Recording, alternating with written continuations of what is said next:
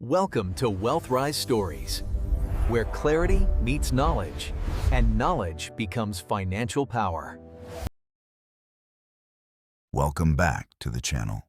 My friend, have you ever closed your eyes and thought about that very first day you decided you wanted to open your own shop? Back then, you probably pictured something beautiful. You were the free, independent owner, building your dream space with your own hands.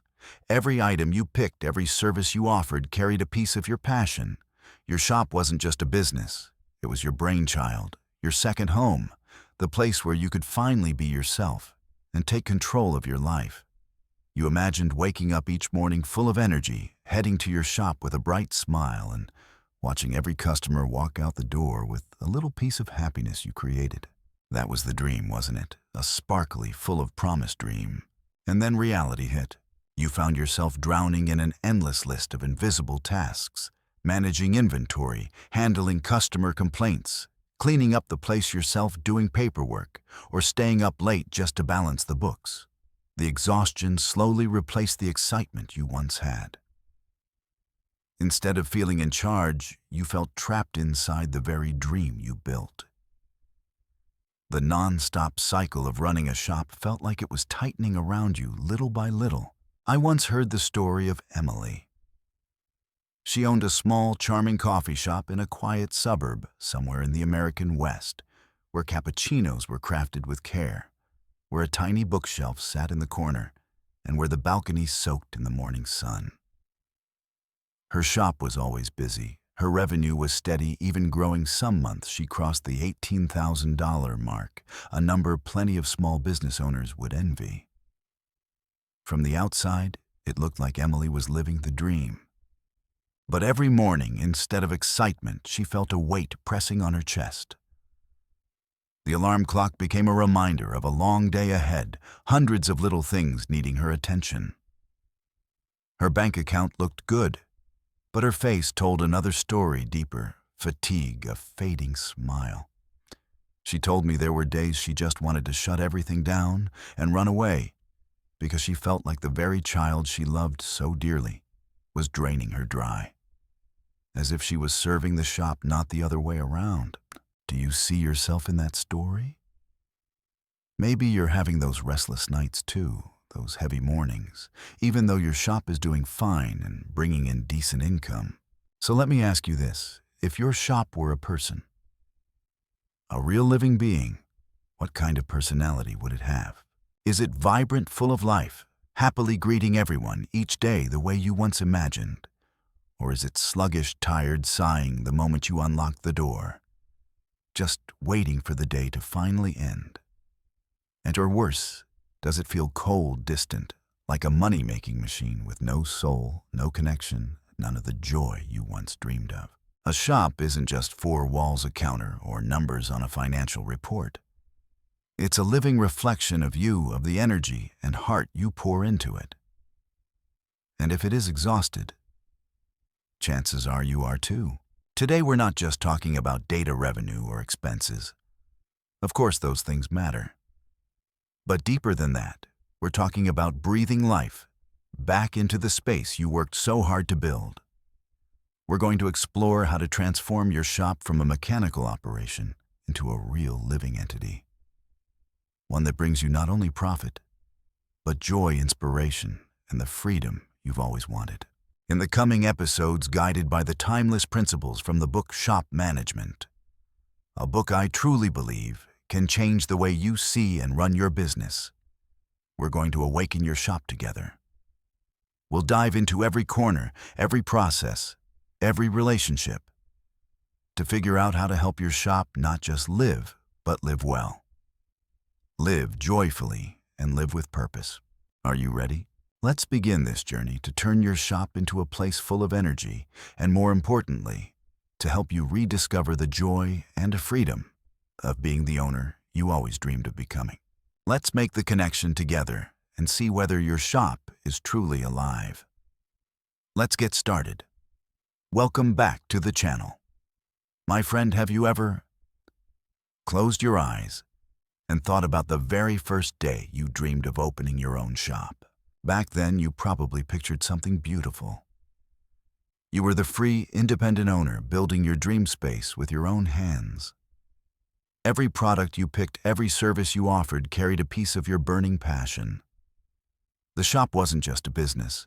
It was your brainchild, your second home, the place where you could finally live as your true self and take charge of your own life. You imagined waking up each morning full of energy, showing up with a big smile, and watching every customer walk out carrying a little bit of happiness that came from you. That was the dream, wasn't it? A bright, sparkling, full of promise dream. But then reality showed up. You found yourself pulled into a mountain of invisible tasks, managing inventory, handling customer complaints, cleaning the place yourself, doing reports, or staying up late just to balance the books. The exhaustion slowly replaced the excitement you once had. Instead of feeling in control of your life, you began to feel trapped inside the very dream you once cherished. The never-ending cycle of running a shop felt like it was tightening its grip on you inch by inch. I once heard the story of Emily. She owned a small, cozy coffee shop on the outskirts of a western U.S. city, a place where cappuccinos were crafted with care, where a tiny bookshelf sat in the corner, and where the balcony basked beautifully in the morning sun. Her shop was always busy, her revenue steady, even growing. Some months, she passed the $18,000 mark, something many small business owners would love to have. From the outside, it looked like Emily was living the dream, but every morning, instead of excitement, she felt a weight pressing on her shoulders. The alarm clock became a reminder of the long day ahead, of the hundreds of things waiting to be dealt with. Her bank account looked good, but her face told a different story, deeper fatigue, a fading smile.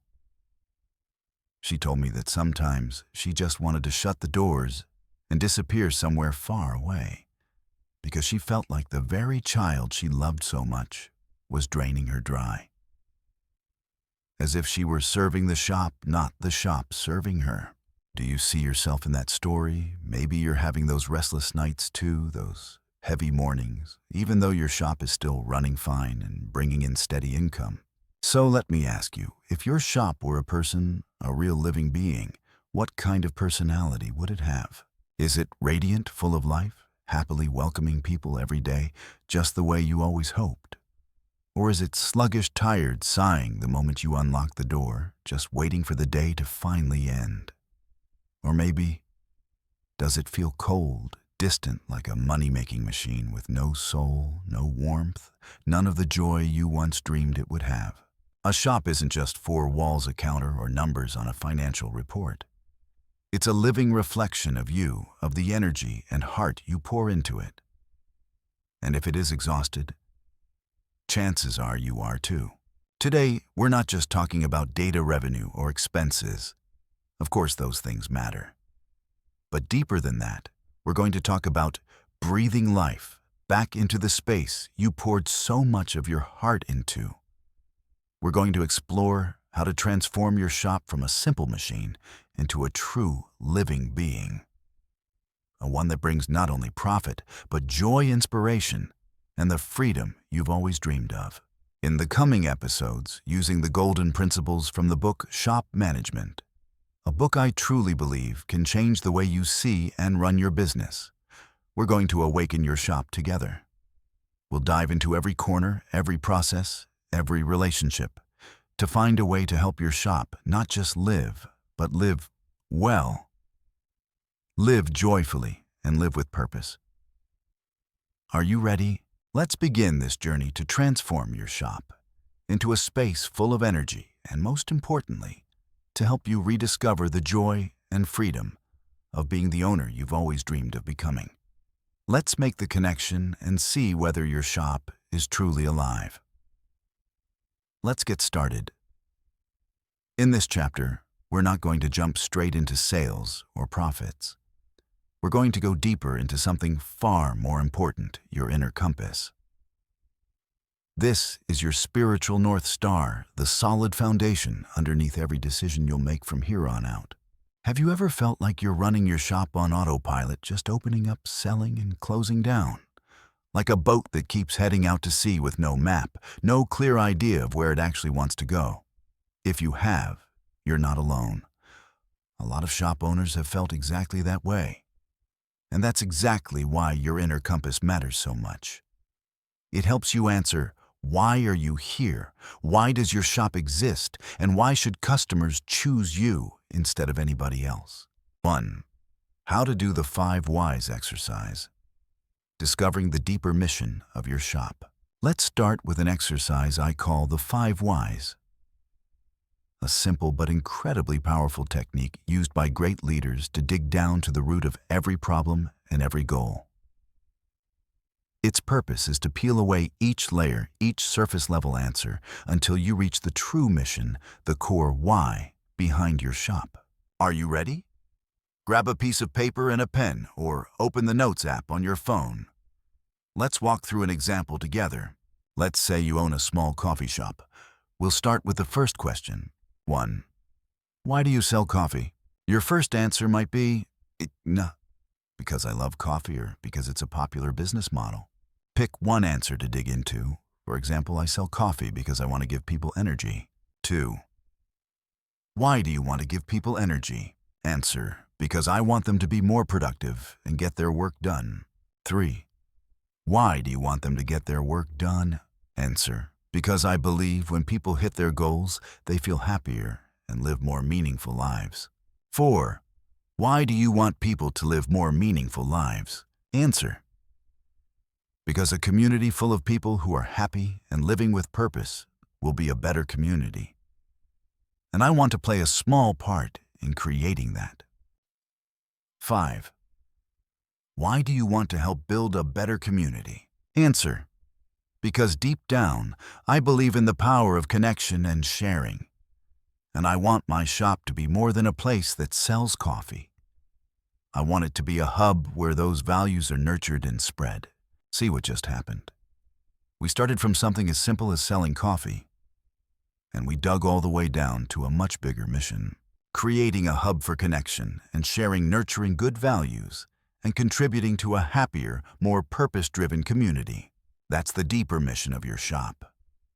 It's not just a pretty slogan, it's the heart and soul of your business. Once you know this, why every decision you make, from choosing your beans, to designing the space, to hiring your team, to how you speak to your customers, will be guided by that mission. Do this exercise for yourself. Don't be surprised if you uncover something far more meaningful than what you originally had in mind. Your why might be to inspire, to connect the community, to nurture creativity, or to bring pure joy. Write it down and keep it somewhere you'll see every single day. 2. How to turn your core values into concrete actions. Once you've found your mission, the next step is to define your core values. If your mission is why you exist, then your core values are who you are and how you operate. They are your non-negotiable principles, the guiding rules for your behavior and your team's behavior, even when no one is watching. They're like the DNA of your business. Think of 3 values you truly believe in, the things you want your shop to stand for. For example, kindness, creativity, quality, transparency, community, responsibility. But here's the problem. A lot of shops just print these values on a poster and stick them on the wall without ever turning them into real behavior. When that happens, they become empty words. So how do you turn values into action? Let's take 2 values as examples: kindness and creativity. Value kindness. Concrete actions for your staff. Always greet customers with a genuine smile and real eye contact. Listen to customers patiently, even when they're complaining. Be willing to go the extra mile. Help carry items to their car. Suggest products based on their personal preferences, and don't be afraid to say no to a sale if it's not truly in the customer's best interest. Solve customer problems with empathy. Put yourself in their shoes. Concrete actions for your shop. Create a warm, welcoming space that feels safe and accessible to all kinds of people. Have a clear, fair return and exchange policy that doesn't make life hard for customers. Do little random acts of kindness, like giving a small gift to regulars or sending a birthday card. Value creativity. Concrete actions for your staff. Encourage your team to share new ideas for products displays or workflows. Always look for small ways to improve how things are done, even in routine tasks. Set aside time, for example, 15 minutes a week to brainstorm new ideas together. Concrete actions for your shop.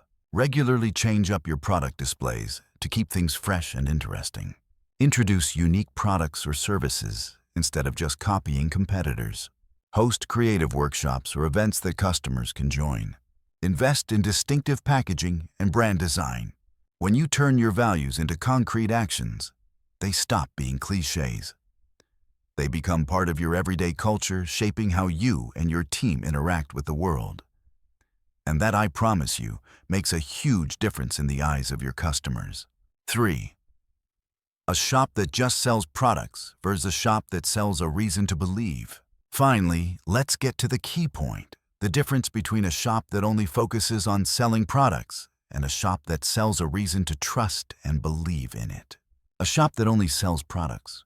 This is the kind of place where you walk in, grab what you need, pay, and walk out. Your relationship with the shop is purely transactional. Price is the main deciding factor.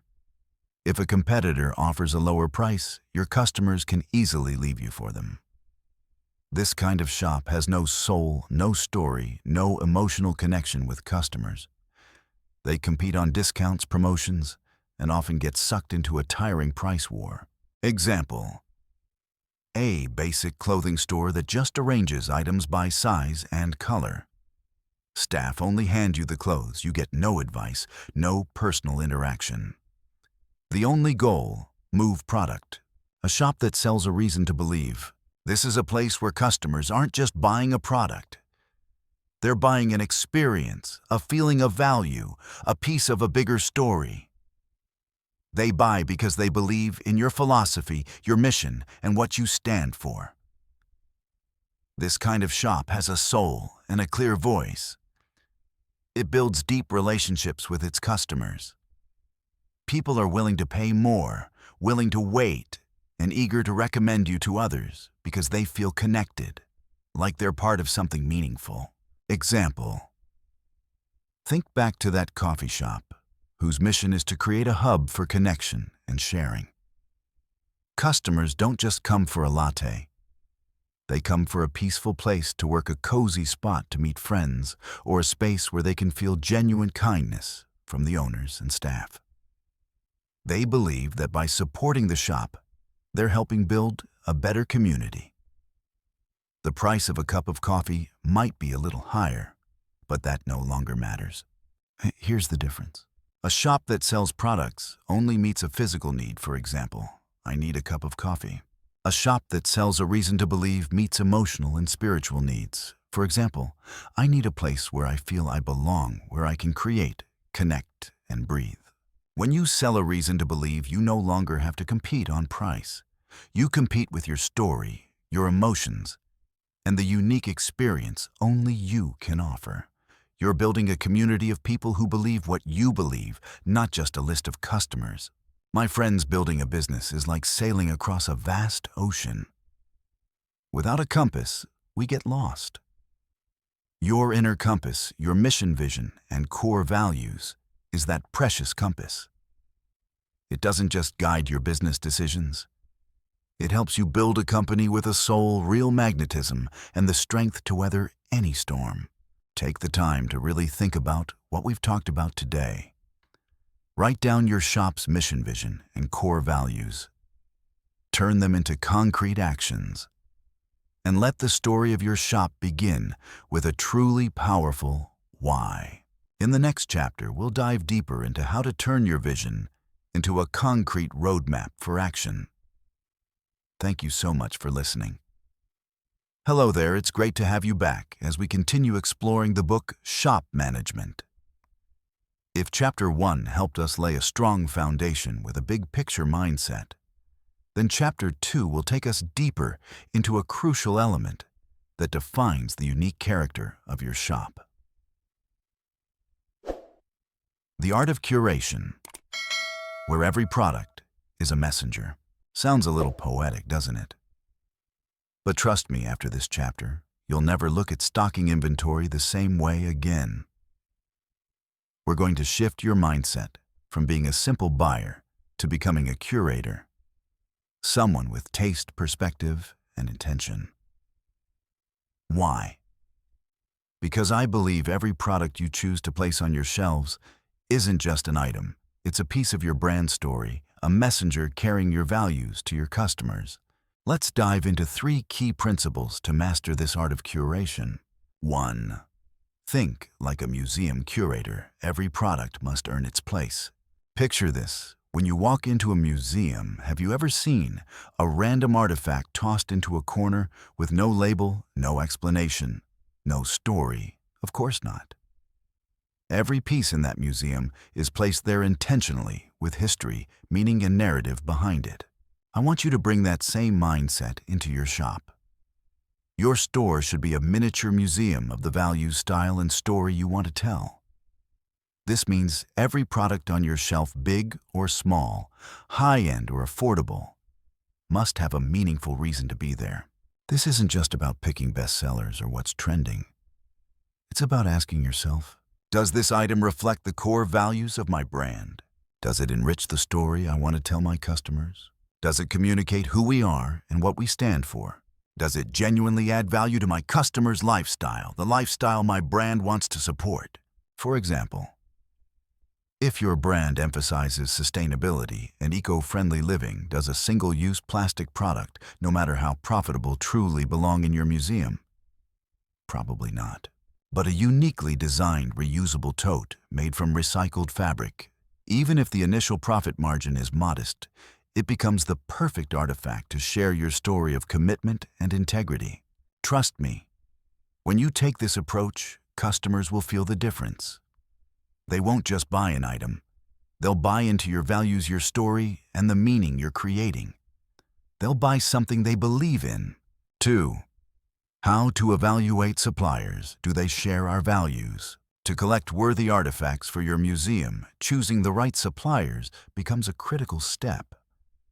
Don't limit your questions to price points, minimum orders, or return policies. Sure, those matter, but they're not enough. I want you to ask something deeper. Do they share our values? Think of it like building a team. You'd naturally want partners who share your purpose and vision. Right? Suppliers are no different. They're not just vendors, they're partners, extensions of your brand. If your core values are craftsmanship and attention to detail, does it make sense to work with a mass production factory that only focuses on volume and lowest cost? Probably not. But if you discover a small workshop where each product is handcrafted with genuine care, even if the price is a bit higher, that may be exactly the soul you're looking for. So how do you know whether a supplier truly aligns with you? Have an honest conversation.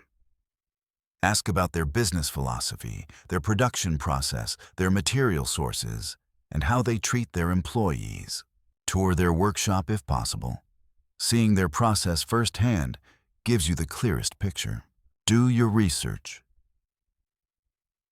Check their website, social media, and any feedback from prior partners or customers.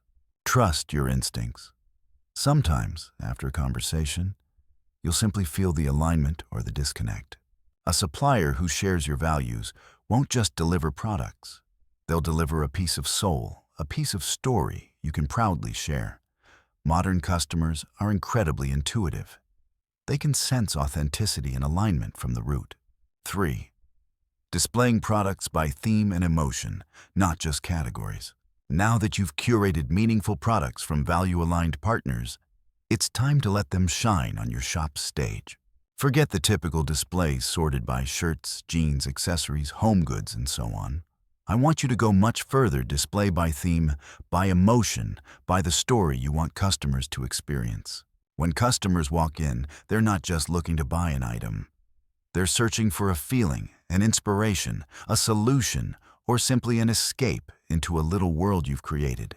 Imagine displays like these. Weekend wind-down corner, a soft beanbag chair, a best-selling book, lavender-scented candles, a ceramic mug for herbal tea, and a minimal lifestyle magazine.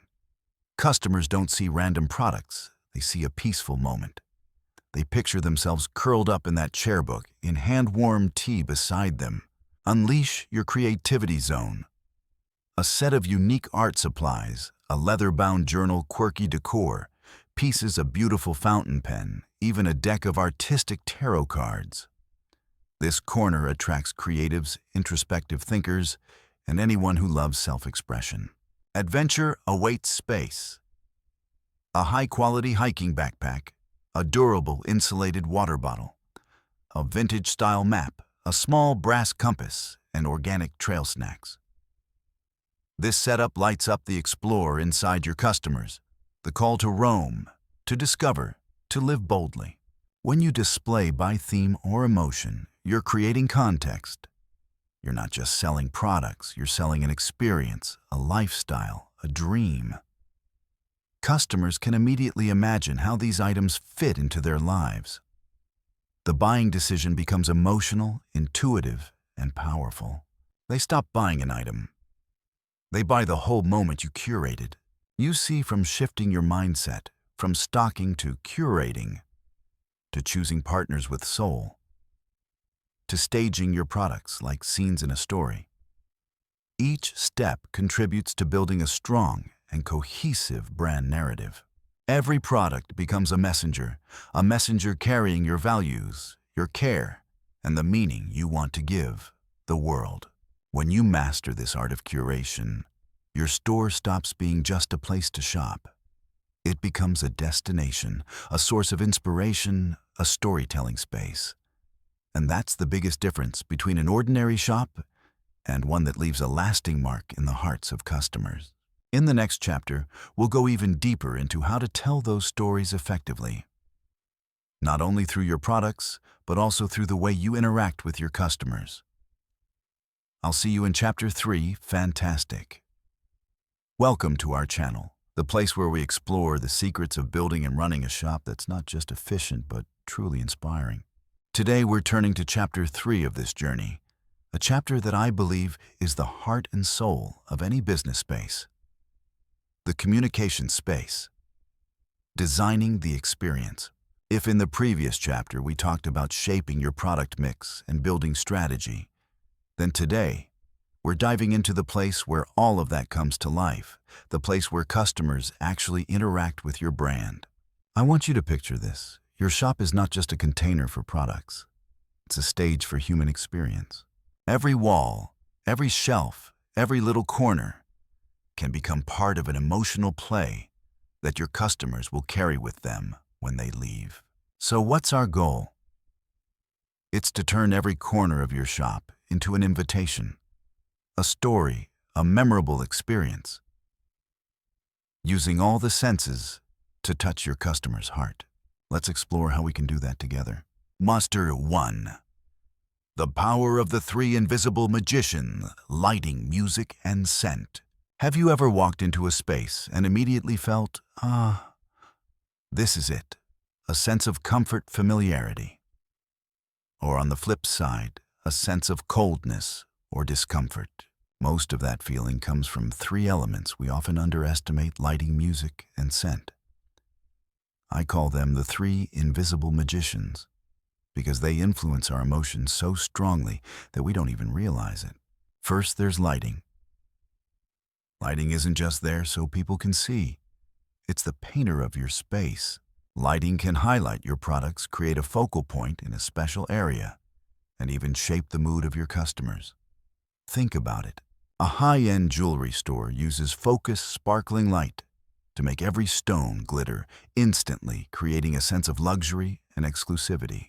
A cozy coffee shop chooses warm, soft golden light to make people want to linger, talk, and relax.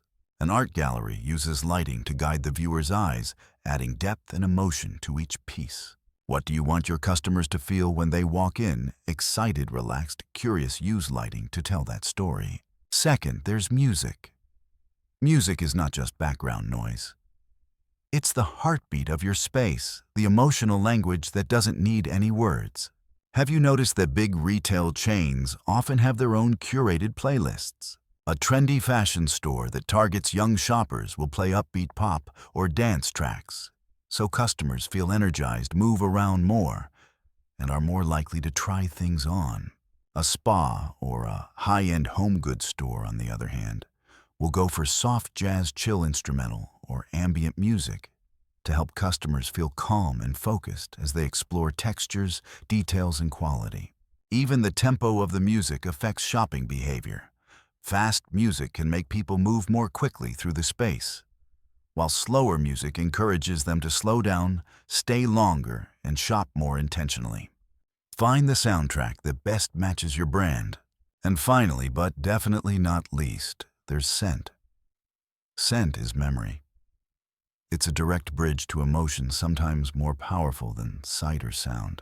Have you ever caught a whiff of freshly ground coffee and instantly felt the urge to step into a cafe, or smelled freshly baked bread from a bakery down the street and felt that warm, comforting pull? Luxury hotel chains often use a signature scent throughout their lobbies and hallways, helping guests recognize the brand instantly while creating a feeling of elegance and exclusivity. Clothing stores use scent to create that fresh premium or cozy atmosphere. A classic example is stores like The Body Shop or Bath & Body Works. Their signature scents stay in your memory and make the shopping experience uniquely theirs. These three elements don't work in isolation. They need to be blended harmoniously to create the emotional identity of your space. When light music and scent work together, they can transform an ordinary store into a place your customers never forget. 2. Creating a discovery path for your customers. Now let's draw a map. A map for a small adventure right inside your store. We don't just want customers to walk in, glance around, and walk out. We want them to explore, to linger, to be captivated. That's where a discovery path comes in. Think about an art museum or a Japanese garden. They're not just open spaces with everything dumped in randomly. They're designed to guide you step by step through different areas, perspectives, and stories. Your store can be designed the same way. The entrance. This is your opening chapter. What do you want customers to see first? A hero product, a special promotion, a warm, welcome zone. The entrance should feel inviting, not overwhelming. The main path. Once they step in, where do you want them to go? Design a natural flow that gently leads them through the key areas of your store. This path doesn't have to be a straight line. It can be gentle curves, wider walkways, or subtle turning points that trigger curiosity. Stopping points. Along the way, create special pause points. These could be feature displays, interactive screens, or a product with a story highlighted. These moments keep customers from feeling rushed or bored. They give them time to absorb, engage, and emotionally connect with what you've set up. Hidden corners and little surprises. Don't be afraid to build in a few hidden gems. A tucked-away corner with unique items, a tryout area, or even a small relaxation nook. These elements create a sense of discovery, like finding a hidden treasure. Your goal is to create a natural flow that lets customers experience the entire space without feeling lost or pressured. That's when shopping turns from a task into a pleasant little journey. 3. Designing an Instagram corner that subtly encourages sharing. And speaking of exploration in the digital age, we can't ignore one incredibly powerful tool you can tap into: the Instagram corner. But hold on, I'm not talking about slapping a sign on the wall that says, "Take a photo here." We're talking about subtlety. A well-designed Instagrammable spot is a corner of your store where customers naturally want to take pictures and share them without being asked.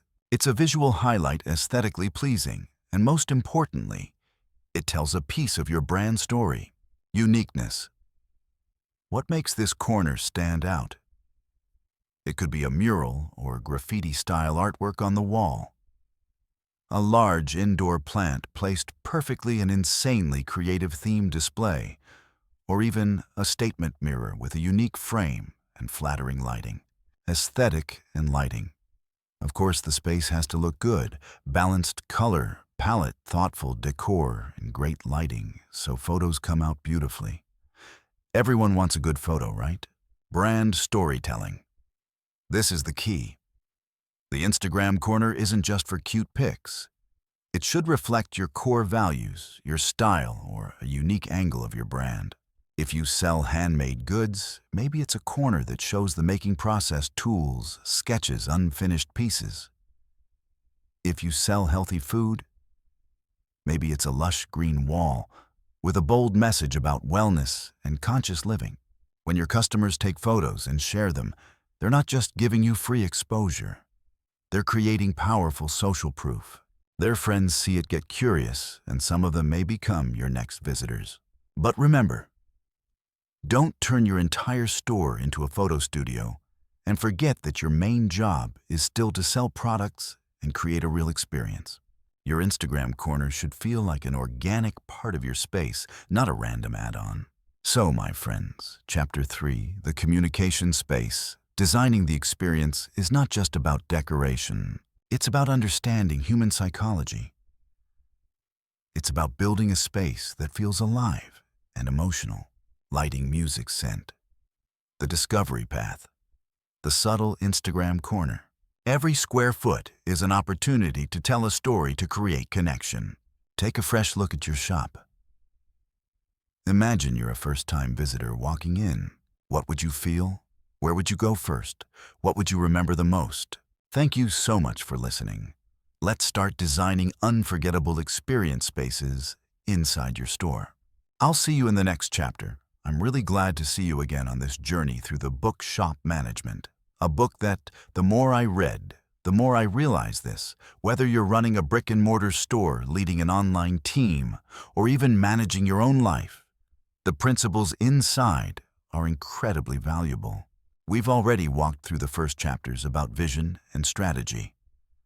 But today, we're stepping into a Chapter 4 that I believe is not only the backbone of every successful business, but also the heart and soul of any organization. That is Chapter 4, A Happy Team, Your Greatest Asset. Sounds a little dry, right? Management assets.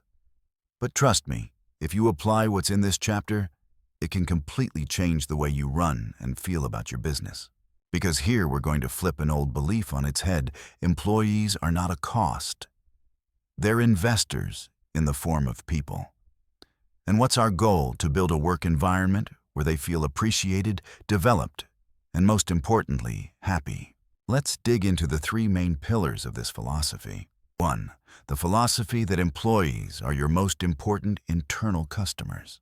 This is an idea I think a lot of managers and even small business owners often forget.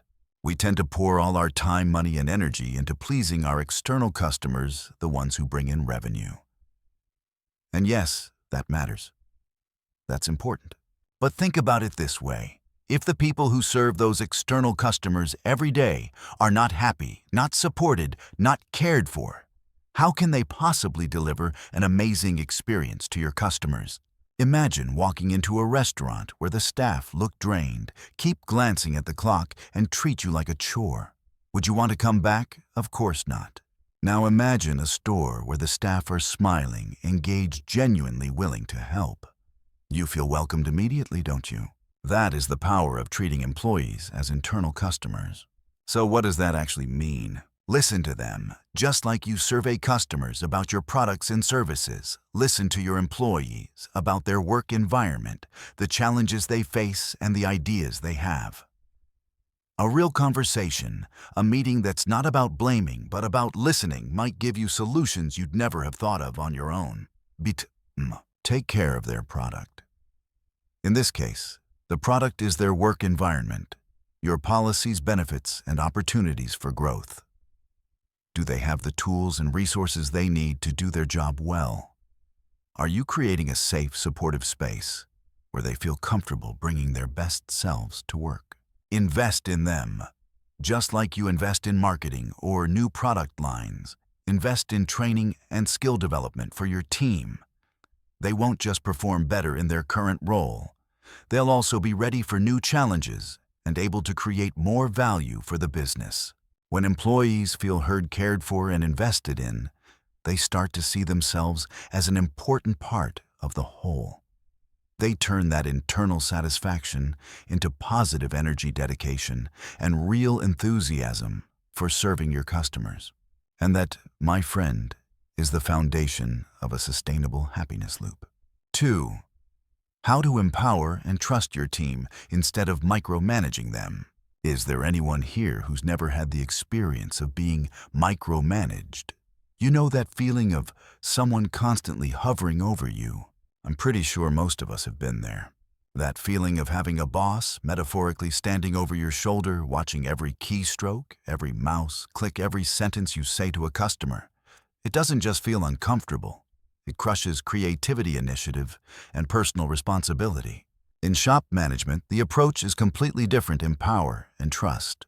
Picture these two opposite images. On one side is the boss who constantly checks questions and interferes with every little detail. Employees feel like they're not trusted, like they're just order takers with no voice and no autonomy. The result? They'll work in wait for instructions mode, only doing what they're told, scared to try anything new in case they get it wrong. On the other side is the leader who gives you a task, provides the tools, sets clear goals and boundaries, and says, "I trust you to handle this. If something comes up, come talk to me, and we'll solve it together." The result? Employees feel respected and take ownership of their work. They become more proactive, more creative, and more accountable for the results. Empowerment doesn't mean letting go of everything. It's both an art and a science. It requires clarity. Clarity about the goals, expectations, and decision-making boundaries. Just do it is not enough. It requires support, providing the tools, resources, and knowledge they need. And most importantly, it requires trust. Trust that your employees are capable, responsible, and able to learn from mistakes. I once saw a store where the manager allowed employees to handle small customer complaints on their own within a clear framework. Instead of waiting for approval on every step, employees were authorized and encouraged to find the fastest, fairest solution. What happened? Customers were happier because problems were solved quickly. Employees were more confident because they had real authority. The manager had more time to focus on bigger picture strategy. That's what happens when you stop seeing employees as costs and start seeing them as investors in their own work. When you empower them, you're investing in their independence and their problem-solving ability. 3. Building a culture of recognition and regular positive feedback. Once you've empowered and trusted your team, the next step in helping your happy team truly shine is to build a culture where effort is seen and contributions are appreciated. We all want to feel recognized, to know that what we do matters. And here, recognition doesn't just mean big awards or once-a-year praise. It's about small, consistent actions rooted in genuine care. A sincere thank you. Sometimes, a simple, timely thank you can be incredibly powerful. Thank you for staying late to finish this report. I really appreciate how proactive you were in handling that situation. Public praise when appropriate. You did a great job in front of the whole team can be a huge motivator. It not only lifts that person up, but also inspires others. Recognize effort, not just outcomes. Sometimes a project doesn't hit the target, but the employees' effort, learning, and persistence were outstanding. Acknowledge that. It creates a culture where people feel safe to try to fail and to grow. Alongside recognition, we also need positive, regular feedback. Feedback here doesn't mean nitpicking or tearing someone down. It means pointing things out constructively so they can improve next time. Give feedback in real time. Don't wait until the end of the quarter or the end of the year. When something needs improvement, talk about it as soon as possible with a constructive tone. Focus on behavior, not identity. Instead of saying, "You're careless," say, "I noticed this report still has a few small errors. Let's go over a way to double-check things so the quality is even better next time." Always end with a solution or encouragement. Feedback isn't about tearing someone down. It's about lifting them up and helping them grow. Work together to find steps for improvement and set a clear target for next time. Think of feedback sessions as regular checkups for performance. They help employees see where they are, what they need to work on, and most importantly, they feel supported on their path forward. A workplace where people feel safe to speak up, to receive feedback, and to improve together, that's where you find a truly happy, sustainable team. My friend, we've just walked through the 3 core ideas of Chapter 4. A happy team, your greatest asset. From treating employees as your most important internal customers, to empowering and trusting them as investors in their own work, to nurturing them through a culture of sincere recognition and constructive feedback. I believe these principles don't just apply to a shop or a business. They apply to any relationship where you want to build trust, connection, and growth.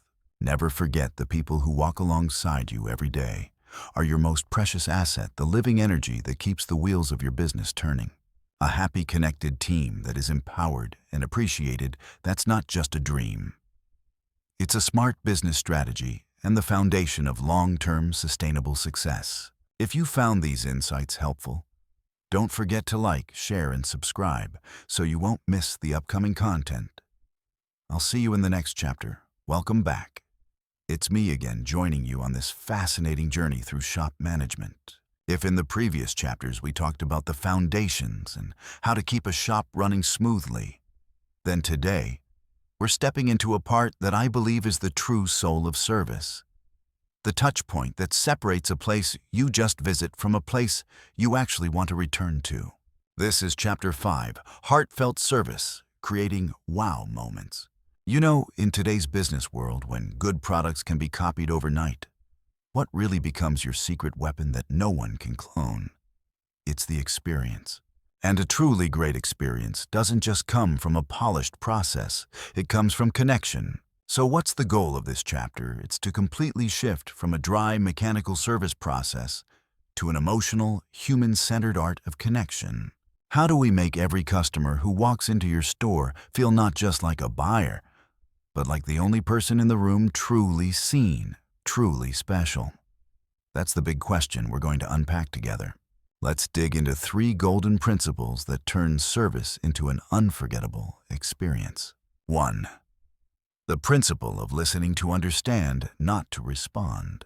The first principle, and I'd bet it sounds simple but is incredibly hard to practice, is this: listen to truly understand, not just to respond. Sounds obvious, right? Who doesn't know how to listen? But be honest with me for a second. How many times have you been in a conversation where, while the other person was still talking, your brain was already busy crafting what you were going to say next? Or when a customer was explaining their issue, instead of mentally stepping into their shoes and feeling what they felt, you were already itching to jump in with a quick solution, or worse, cutting them off halfway. That's what I call listening to respond. And it's one of the most common mistakes in all human communication, especially in customer service. So how is listening to understand different? It's not just about keeping quiet while the other person speaks. It's a state of mind. It means putting aside your assumptions, your judgments, your pre-written scripts, and focusing 100% on the person in front of you. You're listening not just with your ears, but with your eyes and your heart. You're watching their body language, picking up on tone of voice, and sensing the emotions behind their words. For example, a customer might say, "I'm not really sure about this shirt."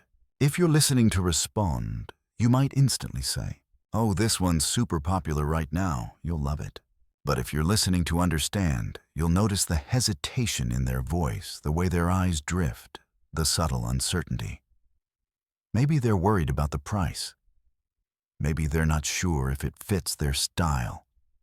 Maybe they're thinking about a specific event they'll wear it to. In that case, your response will be completely different. "I totally get it. Can you tell me what you're most unsure about?" Is it the fit, the color, the price, or the occasion you're buying it for? Or are you going for a specific look for a particular event? See the difference when you truly understand. But you're not just selling a product. You're solving a problem. You're meeting a deeper need.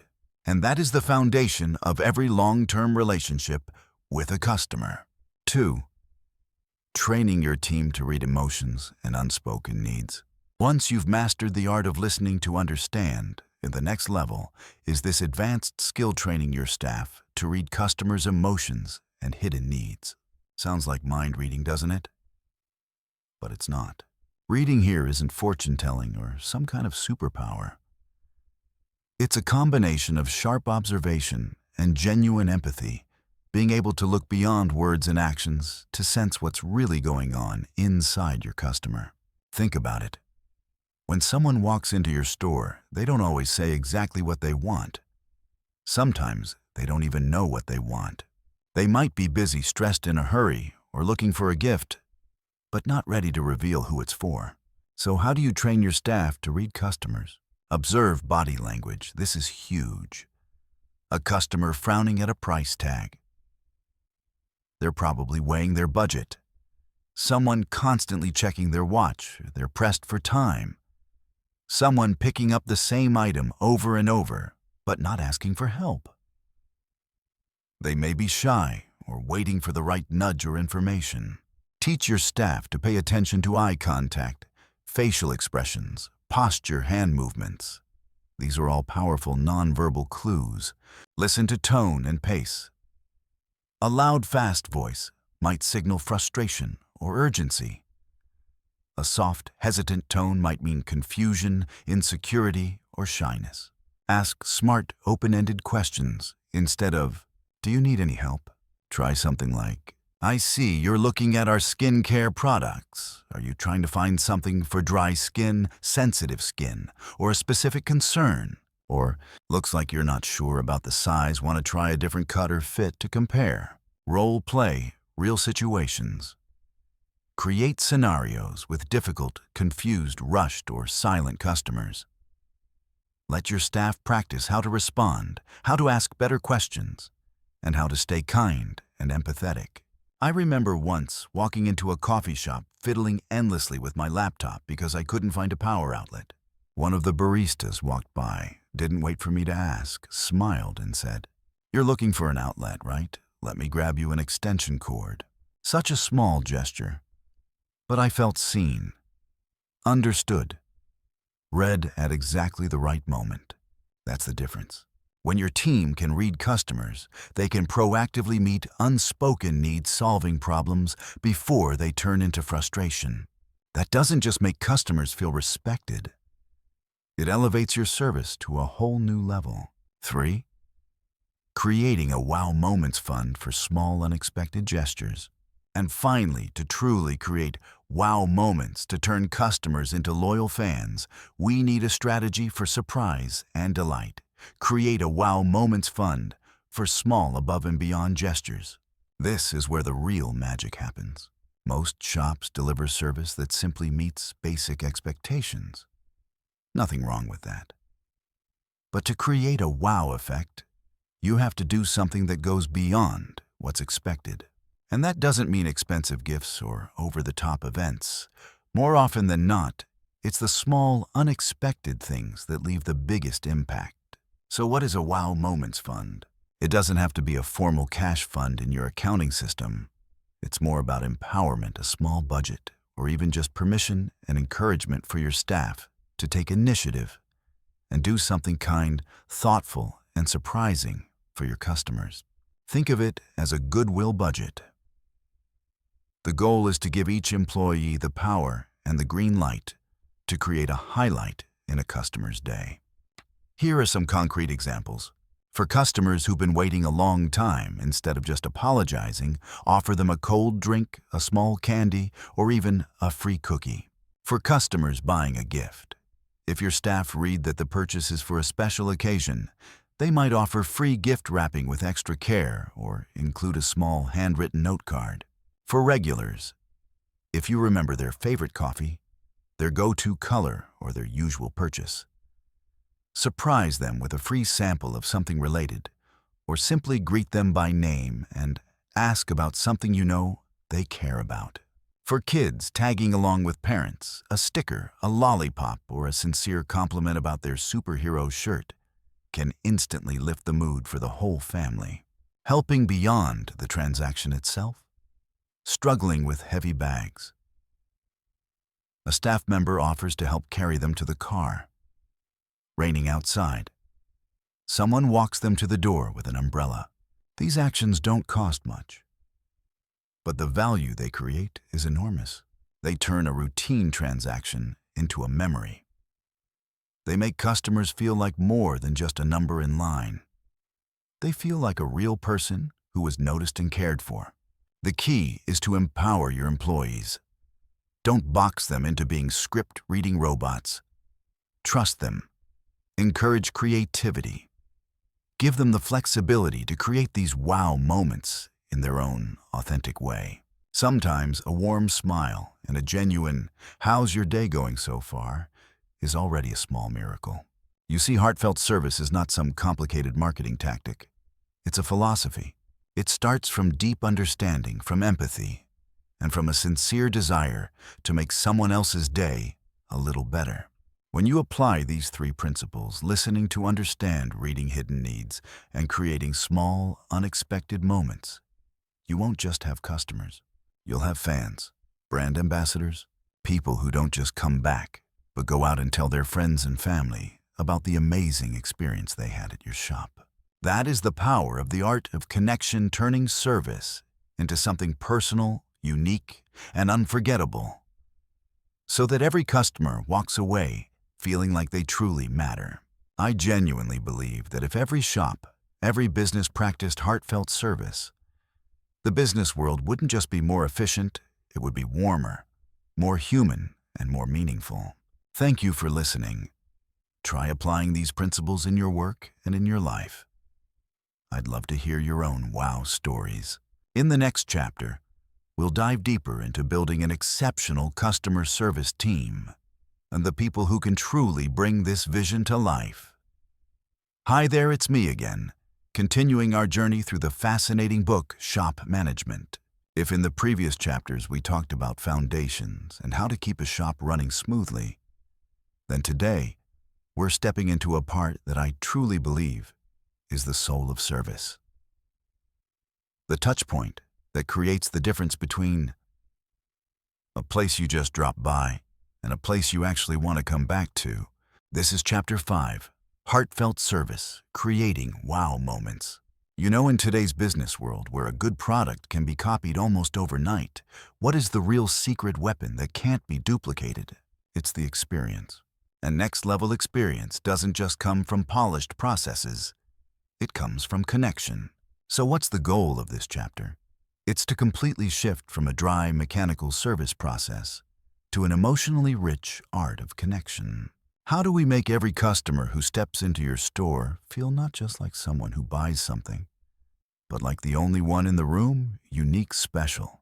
That's the big question we're going to answer together. Let's dive into 3 golden principles that turn service into an unforgettable experience. 1. The principle of listening to understand, not to respond. The first principle, and I'd bet it sounds simple but is incredibly hard to practice, is this. Listen to understand, not to respond. It sounds obvious, right? Who doesn't know how to listen? But be honest with me for a moment. How many times have you been talking to someone while in your head you were already planning what you were going to say next? Or when you were listening to a customer explain their problem, instead of really trying to put yourself in their shoes, you felt this urge to jump in with a solution right away, maybe even cutting them off mid-sentence. That's what we call listening to respond. And it's the most common mistake in communication, especially in customer service. So how is listening to understand different? It's not just staying silent while the other person talks. It's a state of mind. It means pushing aside your assumptions, your preconceived notions, your personal filters, and focusing 100% on the person in front of you.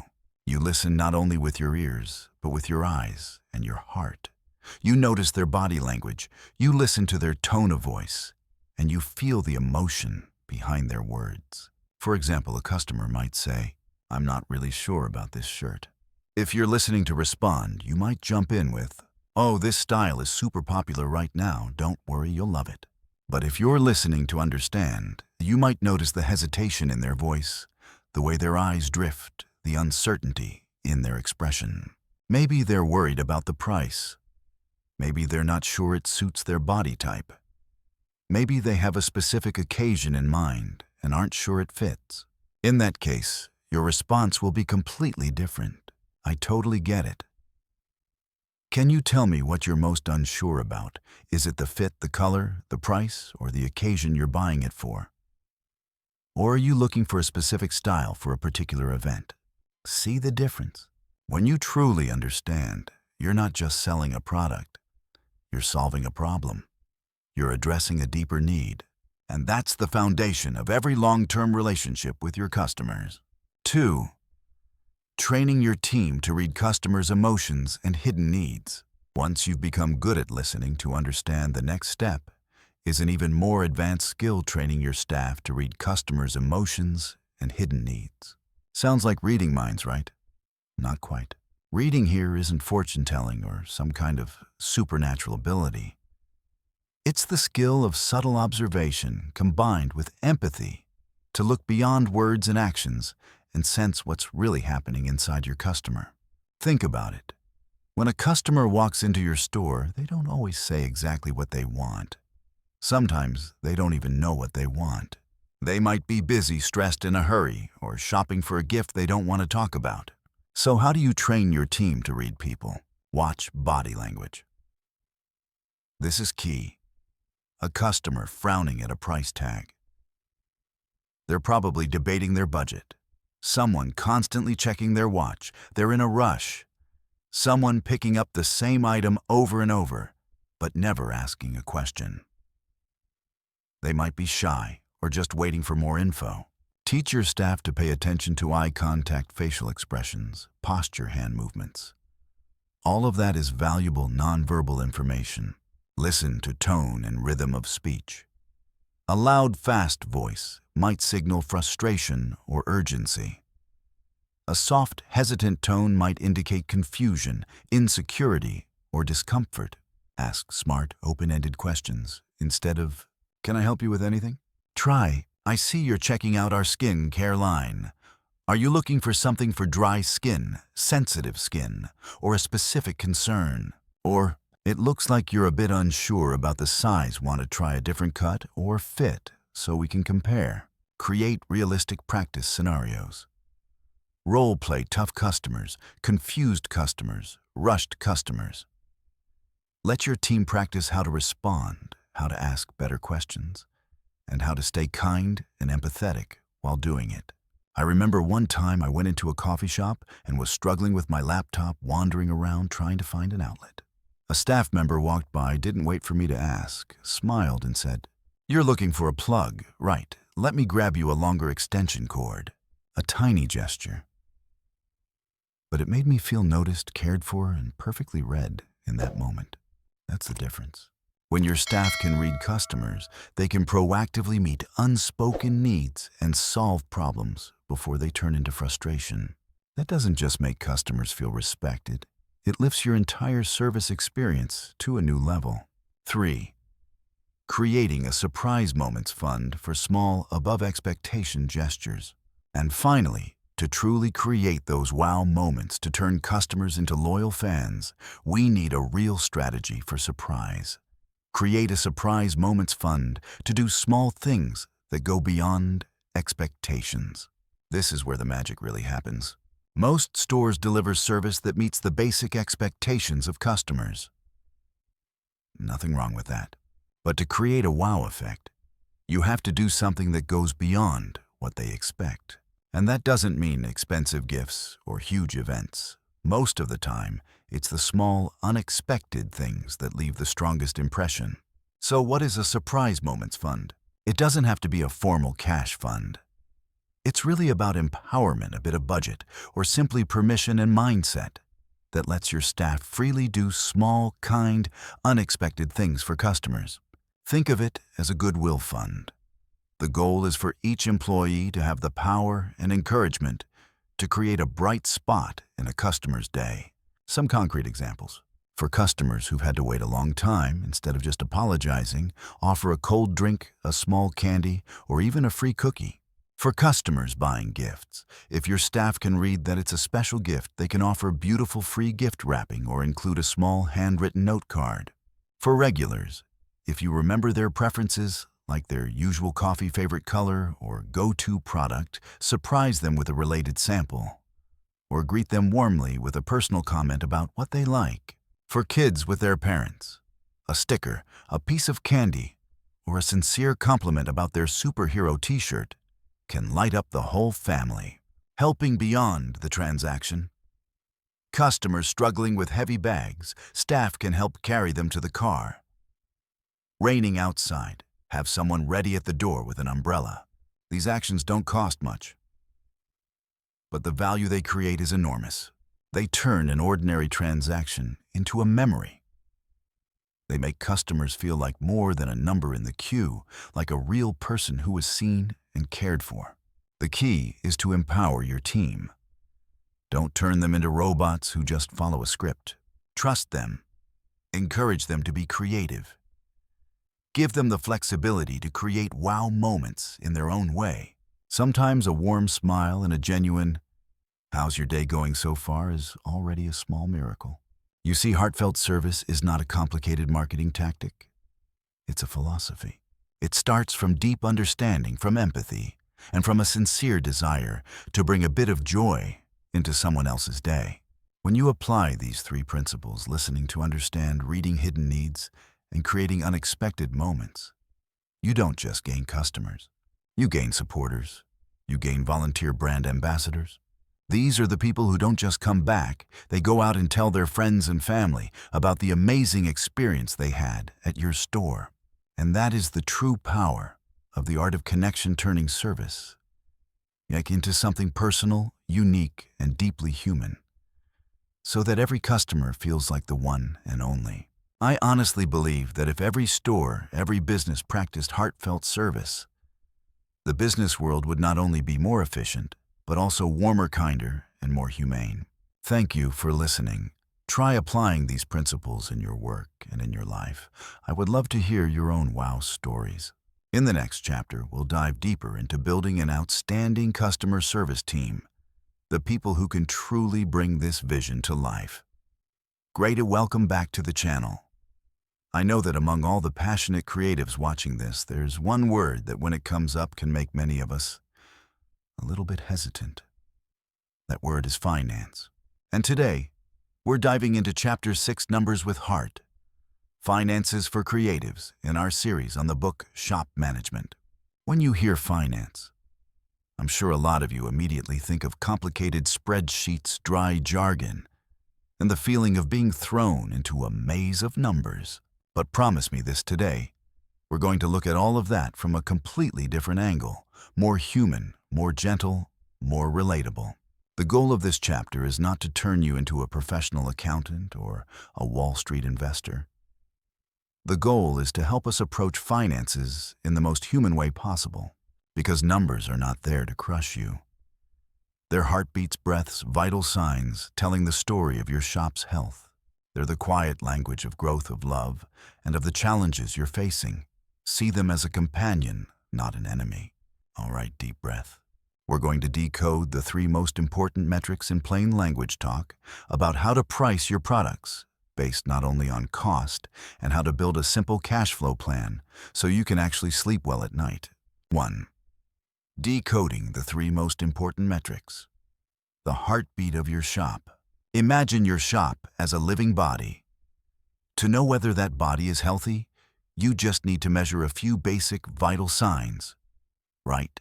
You don't have to be a doctor, just understand the core signals.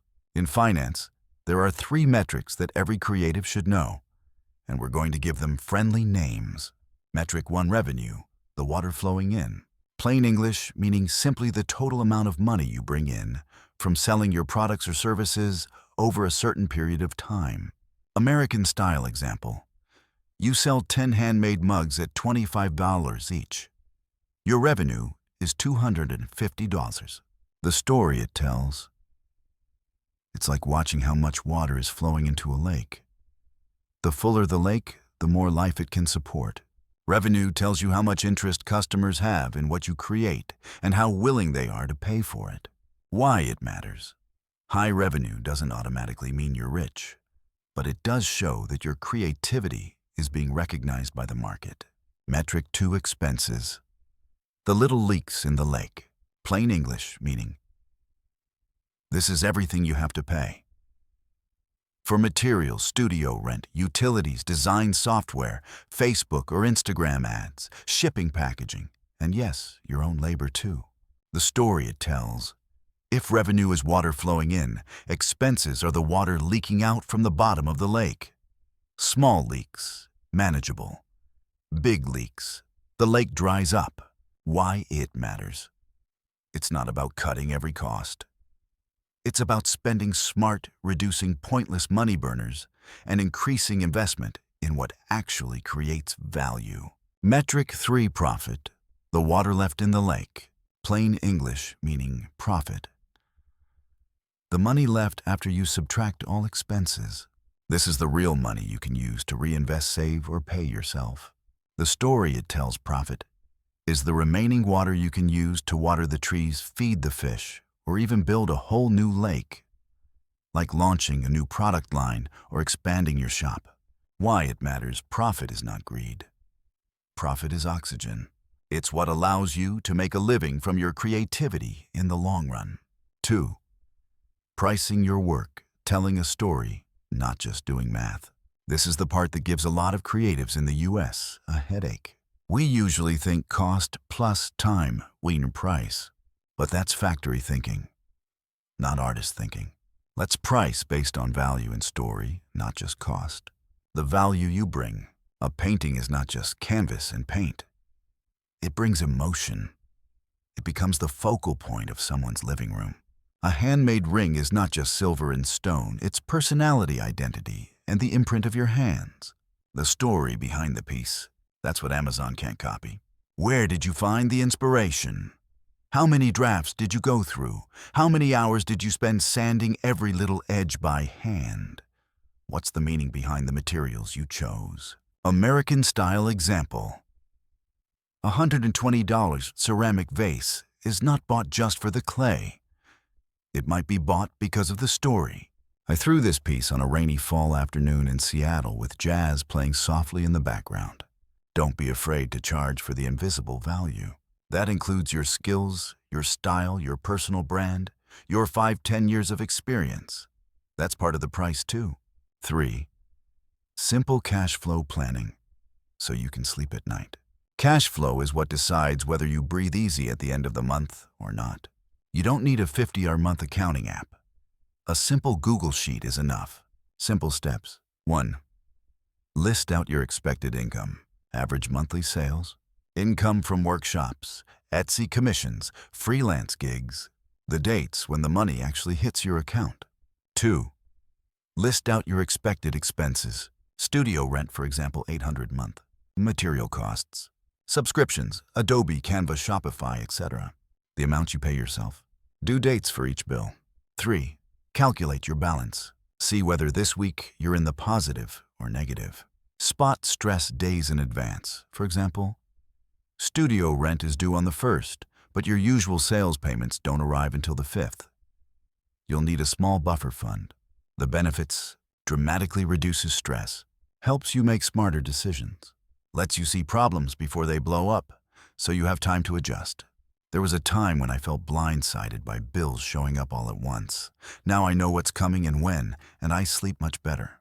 And for a creative, good sleep is gold. So there you have it. Numbers with heart are not as scary as we think. They're allies helping you understand your shop from its heartbeat revenue to its leaks expenses to its life energy profit. They help you price your work according to its true value and give you peace of mind so you can keep creating amazing things. Start with the tiniest steps. Don't chase perfection, just practice. As long as you look at the numbers with curiosity and compassion, you've already made it halfway. Thank you so much for listening. I'll see you in the next chapter where we'll explore how to build a community of people who genuinely love your work. And don't forget to like, share, and subscribe so you don't miss more valuable content. Welcome to Chapter 7 of our shop management journey today. Brand storytelling. Letting your soul flow out into the world. Just hearing that title already feels poetic, doesn't it? Letting your soul flow out into the world. I love that expression. Because in this chapter, we're not going to talk about marketing in the usual dry, tactical way as a strategy to hunt down customers. We're going to turn marketing into an act of sharing a story in the most honest way on the platforms that make the most sense for you, so that you naturally attract people who are on the same wavelength as you, those who genuinely love, trust, and want to walk alongside your shop for the long run. Have you ever asked yourself what makes one shop stand out among thousands of others out there? Or what makes you choose that one familiar coffee shop over a big national chain, even if the price is a little higher? For me, it's the story behind it. It's the soul the owner has breathed into every little corner, every product, every interaction. In this noisy world where everyone is being bombarded by ads, what we crave most is authenticity connection. And the best way to create that connection is through storytelling. So how do we tell our story in a way that's effective and still feels truly like us? I have 3 main approaches I want to share with you today. And trust me, they will change the way you think about marketing. First, use social media to share the behind the scenes, the people, and the process. Think of social media not just as a place to post perfectly edited product photos and flashy promotions. It's much more than that. It's the stage where you showcase your voice, your vibe, the true character of your shop. People today are very smart. They know a beautiful photo can be heavily edited, and a fancy ad tagline can be written by a copywriter. So what do they really want to see? The truth. The real people behind the shop. How things are actually made. Be brave enough to show your customers the behind-the-scenes moments. The people who makes that first latte in the morning. Who carefully wraps every handmade item.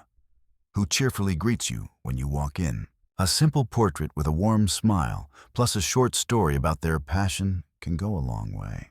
This is Hannah, who's been with our bakery for 10 years. Every loaf that comes out of the oven carries her love and experience. Feels completely different, doesn't it? The process. How a loaf of bread is made from scratch. How a maker painstakingly sands every little detail of a piece. Or even how you handpick the freshest ingredients from local suppliers.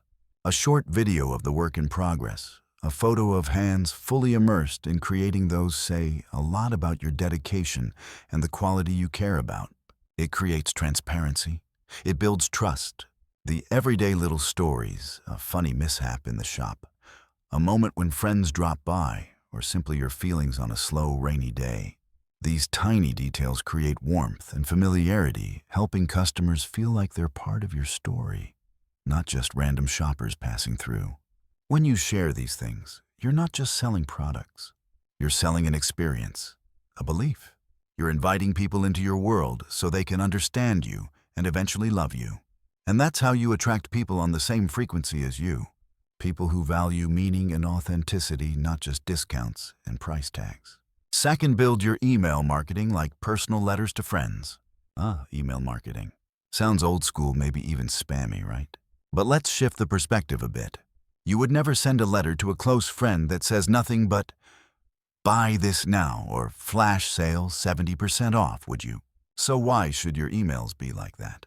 Think of email marketing as a private communication channel where you can whisper, share, and confide, not shout. It's like sending a handwritten note to a trusted friend. What should go into these letters? Little stories. Share a memorable moment at the shop, a favorite quote, or a lesson you've just learned on your business journey. Exclusive behind-the-scenes photos or videos you only share with your email subscribers. Hey friend, I wanted to show you this before we share it publicly. Value, not just offers. Instead of only blasting discount codes, send content that genuinely helps. A favorite recipe, a home care tip, a mini guide, or short reading list. Anything related to your field, but from a sharing mindset, not a hard sell mindset. Sincere thank yous. Sometimes a simple thank you for being part of this community or a personalized birthday greeting is all it takes to stand out. When customers open your email, they shouldn't feel like they're being attacked by advertising. They should feel like they're hearing from a trusted friend, someone who brings them value, sincerity, and sometimes even a spark of inspiration. This style of email marketing helps you build deeper relationships, a strong, invisible bond. People who've trusted you enough to give you their email already care at least a little. Your job is to nurture that interest into long-term loyalty. Finally, host small in-store events to build a real-world community. Let's step out of the digital world and come back to physical space, the place where stories are told in person, face-to-face. Social media and email help you connect broadly, but to build a real community where customers actually feel like they belong, somewhere you need in-person interaction. Turn your shop into a kind of community hub, not just a place to buy things. You can host small workshops, a simple baking class, a basic coffee brewing workshop, a flower arranging session, or even a little how-to on plant care. These events don't just teach something, they create chances for people to meet, talk, and connect. Tastings, or new product experiences, invite customers to try new items before they officially launch. Let them be the first to taste use or give feedback. This makes them feel like an important part of your shop's evolution. Mini concerts, reading nights, or small movie screenings. If your space allows, turn it into a cozy cultural spot. Invite a local musician to perform, host a group reading night, or screen a meaningful film. Customer appreciation days, a simple tea party, a small raffle, or little gifts with heartfelt thank you notes. The goal of these events isn't immediate sales. The goal is to create experiences, memories. A place where people can find others who share their interests, passions. When you host events like these, you're building a second home for your customers. They won't just come to buy something. They'll come to see friends, to join in something meaningful, to feel like they're part of a community. And that's the kind of difference that creates deep, lasting loyalty. So you see, marketing doesn't have to be a set of dry tactics. It can be an art of storytelling. Telling your story, your people's story. And the story of the soul you've poured into every product and every service. When you tell your story honestly, when you share from the heart, you don't have to chase customers anymore. The ones who are on the same frequency, who share your values, will naturally find you and stay. Start with the smallest things. One story on social media. One sincere email. One warm little workshop. Let the soul of your shop spread outward, and you'll see just how magical genuine connection can be. Thank you for listening. I'll see you in Chapter 8, where we'll continue building a shop that isn't just successful in terms of revenue, but rich in meaning and emotion. Wonderful. Welcome back to our journey together, where we explore the valuable lessons from shop management. Today, we're diving into a chapter that I truly believe anyone, whether you're a business owner or simply someone wrestling with the challenges of life, will find both relatable and empowering. That is Chapter 8, Weathering the Storm with Kindness, Facing Hard Times. If you've ever thought that starting a business or running a shop would be a path lined entirely with roses, then you might need to brace yourself for a few storms, sometimes small, sometimes pretty big along the way. Hardship is inevitable. We'll have to deal with customer complaints, unexpected crises, and at times the exhaustion and burnout that come from within ourselves. But don't worry, our goal today is to figure out how to face all of that with resilience and compassion. Let's get started. Turning customer complaints into golden opportunities. It sounds a little backwards, doesn't it? All of us are afraid of complaints. Your heart races, your palms get sweaty, and your natural reaction is often to get defensive. But hold on, let's shift our perspective for a moment. Shop management teaches us that customer complaints are not poison arrows aimed at your heart. In reality, they're a gift, a golden opportunity carefully wrapped. Think about it. A customer who takes time to complain, instead of just silently walking away and never coming back, is still invested in your product or service. They're giving you a second chance to fix a mistake, to improve, and to prove your value. So how do we turn this hot coal into a sparkling diamond? First, and most important, practice active, empathetic listening. Don't interrupt. Let them say everything they need to say. Put yourself in their shoes. I once had a very upset customer because of a defective product. At first, I was a little frustrated because I knew my team had checked everything carefully. But I took a deep breath and just listened. I said, "I understand how disappointed you must feel. I'm truly sorry that you had this experience." Second, take responsibility, or at least responsibility for their experience, and offer a sincere apology. Even if the fault isn't 100% on your side, apologizing for their bad experience shows respect and professionalism.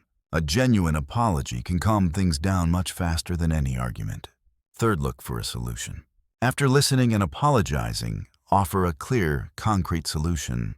That might be a replacement, a refund, or a special offer on their next purchase. Be flexible and make them feel heard and fairly compensated. In my situation, I didn't just replace the product, I also included a discount voucher for their next order, and personally followed up to make sure the new item worked perfectly. Finally, follow up and learn from it. After the issue is resolved, make sure you actually do what you promised. And more importantly, sit down and analyze. Why did this happen? What can we change so it doesn't happen again? Complaints reveal blind spots you couldn't see on your own. They help you improve your system's processes and service. Turning a disappointed customer into a loyal supporter is an art. And it starts with treating complaints as precious opportunities. 2. The importance of protecting the owner's mental health. We've just talked about storms coming from the outside. Now let's turn inward. As a business owner, the weight on your shoulders is no joke. There are nights when you lie awake thinking about sales employees' bills and unfinished plans. If that pressure isn't handled well, it can slowly eat away at you from the inside, leading to burnout. I've been there, that deep exhaustion that isn't just physical but emotional. It makes every decision feel heavy and harder than it really is. It was in that season that I realized I couldn't just keep pushing forever. Taking care of my mental health wasn't a sign of weakness. It was a strategic move, so I could continue being a steady lighthouse for my ship. You can't pour from an empty cup. If you don't take care of yourself, how can you take good care of your team, your customers, and your business? So how do we protect our mental health in the middle of chaos? Make time for yourself. This can be as simple as 30 minutes a day to go for a walk, meditate, read something unrelated to work, or spend real quality time with family and friends. Don't think of it as wasting time. It's you charging your own battery. Set clear boundaries. When you're off work, be off work. Turn off notifications. Don't check email. Let your mind rest. Seek support. Don't hesitate to get help from a professional if you feel overwhelmed. A therapist or coach can give you tools and new perspectives to get through tough seasons. Even talking openly with a trusted friend can help more than you think. Exercise and eat well. A healthy body is the foundation for a clear, strong mind. These basics are often the first things we neglect when we're busy, but they are absolutely essential. Remember, you are the most valuable asset your business has. Don't let yourself burn out. 3. Learning to say no and setting boundaries to protect your energy. Connected to mental health is one of the hardest but most necessary skills I've ever learned, learning to say no and setting boundaries. Sounds simple, but in practice, it's an art. As a business owner, you're constantly getting requests from employees, partners, customers, friends, even family. Requests for your time, your energy, your resources. Our natural instinct is to please people, to prove ourselves, so we say yes over and over. But here's the truth. Every time you say yes to something that doesn't align with your goals, doesn't support your mental well-being, or is simply beyond your capacity, you're silently saying no to yourself. No to your limited time. No to the energy you need for what truly matters. So how do you say no kindly and effectively? Know your core values and priorities. When you're clear on what matters most to you and your business, it becomes much easier to say no to what doesn't fit. Be polite but firm. You don't need a long speech. A simple, "I'm really sorry, but I can't take that on right now."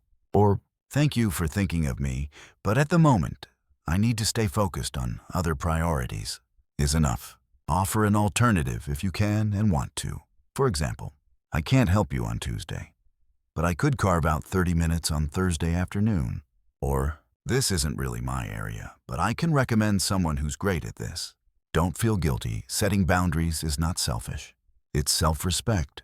And it's a professional way to protect your ability to do good work over the long term. I struggled with this a lot myself. I was always afraid of upsetting people. But over time, I realized that protecting my energy not only helps me, it helps everyone around me. Because when I do show up, I can be fully present and truly helpful. Learning to say no is how you protect your energy reserves. That energy is the fuel that gets you through every storm, so you can be a strong business owner and a genuinely happy human being. So Chapter 8, Weathering the Storm with Kindness, is not just about surviving hardship. It's about how we face it. By turning complaints into opportunities, by putting your mental health first, and by bravely setting boundaries. We don't just get through the storm, we come out stronger, kinder, and more resilient. Remember, every hardship is a lesson. Every challenge is a chance to grow. Face them with an open heart and a steady spirit. Thank you for walking through this chapter with me. Feel free to share your own experiences with tough times in the comments below. And I'll see you in the next chapter of Shop Management. Take care and see you soon. Awesome. Let's map out the script for this high-energy chapter together. I'm going to speak as if I'm talking directly to you, the shop owners who are grinding every day, but still full of heart and passion. Welcome back, my friends, the ones who are tirelessly building and nurturing their dreams through these beloved shops of ours. If you've been following our journey through shop management up to this chapter, you've probably realized one thing: owning a shop is a battle. Actually, it's more like a long-distance marathon than a quick sprint. There are days when you're overflowing with energy and ideas just keep pouring in. But there are also times when it feels like that passionate fire inside you is starting to burn out. The pressure of sales targets, managing staff, handling customer complaints, plus 1,000 little tasks that pop up out of nowhere. All of that can drain you, wear down your creativity, and lead to what we often call burnout, total exhaustion. Chapter 9 of Shop Management has a title that I think every owner will nod their head at: Recharging Your Energy. Keeping the Flame Alive. This isn't just another chapter. It's a reminder that before you can manage your shop well, you have to manage yourself well. Because if your flame goes out, how can you light the way for your shop to keep moving forward?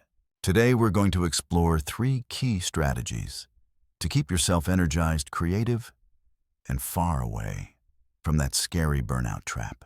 Key point 1. Schedule a monthly creativity day. Step away from daily operations. The first strategy the book talks about, and one that I personally find incredibly powerful, is this: schedule a monthly creativity day, where you completely step away from day-to-day shop operations. Sounds luxurious, right? I don't have time. What happens if I'm not at the shop? I get it. Every day we're pulled into a non-stop whirlwind, checking inventory, putting out fires, answering customer messages, packing orders, managing staff, hundreds and thousands of tiny tasks piling up. And if you look closely, the constant grind is exactly what kills our creativity. We no longer have time to pause, to see the bigger picture, to think about bold new ideas. So once a month, I want you to boldly block off a day on your calendar and treat it as sacred a day, dedicated purely to creativity. Most importantly, you have to physically remove yourself from the shop. Don't sit in your office. Don't peek at your security cameras. Don't reply to operational messages. Find a different space, a quiet coffee shop, a library, a park, or even a short day trip out of town. What do you do on this day? Not just relax in the sense of zoning out. This day is for doing things that are strategic and creative. Read books, read about your industry or about mindset, leadership, or marketing. Study the market. Spend time looking at new trends, what other brands are doing, or successful business models in other cities or countries. Brainstorm new ideas. Sit down with a notebook and pen and ask yourself, what could I do differently? What new products or services could I add? How can I elevate my customer experience? Plan long-term. Instead of only thinking about this week's sales, think about your 3-month, 6-month, and 12-month goals for the shop. Personally, I have a little notebook I call my idea book. Every creativity day, I pull it out, reread what I've written before, and start expanding those ideas. Sometimes it's sketching out a new marketing campaign. Sometimes it's a new way to lay out the shop, or simply a list of things I want to learn. The result: every time I finish a creativity day, I feel like my battery has been fully recharged. My mind is clear of problems that felt stuck, suddenly have a direction, and most importantly, my passion for the business lights up again. Try it, you'll feel the difference. Key point 2. Look for inspiration in completely different industries. Next up is the second strategy, something we often overlook, but is incredibly powerful. Look for inspiration in industries that have nothing to do with yours. When you've worked in one field for too long, it's very easy to fall into tunnel vision. You only see what's in front of you, and you only learn from people doing the exact same thing. That leads to predictable ideas, copy and paste thinking, and eventually, you get stale. Let's say you run a coffee shop. Instead of only checking what other cafes are doing, try looking at completely different industries. Hotels. How do they serve guests? How do they design their spaces? How do they train staff in hospitality? A coffee shop can absolutely learn from a 5-star hotel's way of creating a luxury experience. Fashion retail. Look at how they display collections, how they tell stories around each line. Could you apply that to the way you present pastries or specialty coffee beans? Art galleries or exhibitions. How do they use layout, lighting, and color to evoke emotion? Could you turn your shop into a kind of living artwork that attracts customers visually? Even nature architecture or travel notice how things are arranged, how colors and light are combined. I remember taking a trip to Japan once and being blown away by how tiny souvenir shops arrange their products in such a minimal, refined way that still felt incredibly inviting. They used light and empty space very skillfully to highlight key items instead of trying to cram everything into every corner. When I came back, I tried applying that principle in my own shop, removing clutter, simplifying and focusing on telling a story with each item. The response was surprisingly good. Customers said the space felt more open and they spent more time looking at each product. The key here is not to copy and paste. It's to observe, extract what's excellent, and adapt it to your own shop. When you broaden your view, you'll see that the world is full of brilliant ideas, just waiting for you to discover and transform. It doesn't just help you create unique products and services, it also feeds your own creative spirit. Key point 3. Build a support network with other shop owners. And lastly, but definitely not least, is the third strategy. Build a strong support network with other shop owners. Being a shop owner, especially in the early days, can be incredibly lonely. You're the one who has to make the final call. You're the one who has to take responsibility when things go wrong. Sometimes it feels like you're carrying the whole world on your shoulders. Those worries, those struggles, that pressure, not everyone will understand, even close friends or family. Only people who are also out there in the trenches with their own businesses can truly relate. That's why you shouldn't hesitate to seek out and connect with other shop owners, whether they're in your industry or in a totally different one. I know sometimes we see them as competition, but zoom out a bit. They can also be companions, mentors, and a vital part of your support system. So how do you build this network? Join local business groups, small business associations, entrepreneur clubs, or even casual meetups for local business owners. Connect online. Join Facebook groups, forums, or communities where shop owners share experiences and advice.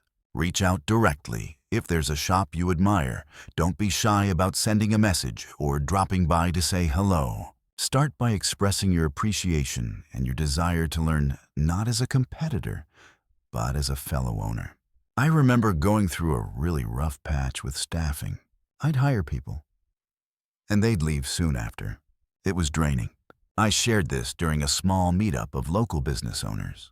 To my surprise, 3 different owners jumped in with hard-earned lessons from how they interview, how they retain good people, to how they build team culture. Thanks to their advice, I changed my approach and eventually built a much more stable team. This kind of network doesn't just help you solve problems. It's also a place where you can share the pressure. Sometimes just being able to say things out loud to people who get it is huge. Learn from others' wins and mistakes. You don't have to step on every landmine yourself. Find collaboration opportunities. You might find a great partner for a joint promo, a co-branded product, or a shared event. Receive encouragement. When you're closest to giving up, one sincere message from someone walking the same path can be the spark that keeps you going. Remember, you don't have to fight alone.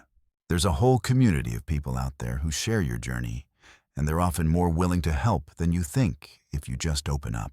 So we've walked through 3 essential strategies to keep your passion and creativity burning bright and to avoid burning out on this challenging shop owner journey. Hanurnakwam. Schedule a monthly creativity day to step away from operations and nourish your strategic thinking. 2. Look for inspiration in unrelated industries to expand your perspective and generate fresh, original ideas. 3. And finally, build a strong support network with other shop owners so you can share, learn, and get through the tough times together. Remember this: you can't pour into someone else's cup if your own cup is empty. Taking care of yourself and recharging your own energy is the best way to sustainably take care of and grow your business. Running a shop is a marathon. To make it to the finish line, you need endurance, flexibility, and above all, a flame that never goes out. I hope the insights from Chapter 9 of Shop Management will inspire you and help you discover new ways to keep your energy high. Don't forget to try at least one of these strategies this month. If you found this video helpful, make sure to hit it like, share it with your fellow business owners, and subscribe so you don't miss the next episodes. I'll see you in Chapter 10, where we'll explore even more fascinating aspects of the art of shop management. Wishing you a day full of energy and success. Welcome back to our series. We've already gone through 9 chapters together, exploring the very real, very everyday sides of running a shop. From managing inventory, optimizing customer service, all the way to building your dream team. But today, in this final chapter, Chapter 10, we're not going to talk about yesterday's sales or next month's marketing campaign. Instead, we're going to look up at the sky toward a farther horizon. Your legacy. This chapter is called Your Legacy. Your shop is a living being. You know, all of us want to leave something meaningful behind, right? Some kind of mark on this life, and your shop is no exception. We're not just looking at growth on a financial chart, but at the value, the imprint it leaves on your community, and in the memories of the people who've ever walked through your doors. Main point 1, reflection. Cropt. If your shop disappeared tomorrow, what would people remember? Let's start with a question that might jolt you a little bit, but be really honest with yourself here. If tomorrow, for whatever reason, your shop had to close its doors forever, what would people remember? Would they just remember it as a place that used to sell? A cute dress, a good cup of coffee, or a handy kitchen gadget? Or would they remember something deeper? I once heard a story about a little used bookstore in a small town. That shop didn't just sell books. It was where older folks came to read the morning paper, where kids gathered every Saturday afternoon for story time, and where local artists hung their paintings on the walls. When the owner passed away and the bookstore had to close, the whole town felt this strange, quiet sadness. No one missed the price of any specific book. They missed the warmth, the stories, the feeling of being part of something special. So what about your shop? If it were gone, would there be an empty space in your community, a sense that something meaningful was missing? Or would it just quietly fade into the background, one more forgotten name among thousands of others? This isn't a question meant to scare you. It's a reminder that you and I have the power to create more than just a business. We can create a memory, a feeling, a home base for the people around us. Main point 2. How to turn your shop into a small local cultural hub. And that brings us to the second idea. How can your shop be more than a place where money and products change hands and become a small cultural hub for your neighborhood? A truly living entity with a heartbeat, a voice, and real influence. In this digital age, when people can buy almost anything online with a couple of clicks, the value of a physical space, a real-world point of contact, is more precious than ever. People don't just come to a shop to buy something. They come to experience, to connect. So ask yourself, what more could your shop be? Create small events. If you own a coffee shop, why not host poetry nights, acoustic live music, or showcase local artists' work on your walls? If you run a clothing store, maybe you host styling workshops, upcycling sessions for old clothes, or story nights about a designer's creative journey. Be a gathering place for the community. Put up a community bulletin board where people can find info about local events, yoga classes, or even lost cat posters.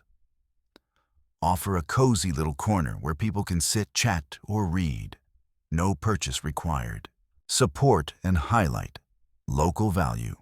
Sell products from small local makers, collaborate with local artisans, or simply share stories about the history of your street and the interesting people in your neighborhood. Become a destination. There's a bookstore in England I once visited.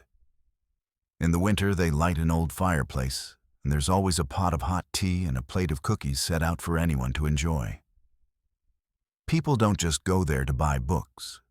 They go there to warm up, to read, to breathe in the peace of that space. They turn themselves into a destination, a place people want to go, want to stay, and can't wait to return to. When your shop does things like that, it becomes a thread woven into the daily rhythm of the community. It doesn't just offer products or services. It offers emotional value, connection, and a sense of belonging. And that is exactly how you consciously begin building your legacy. Main point 3. Planning for sustainable growth while protecting your core values as you scale. So let's say your shop grows, really grows. You're more successful than you expected.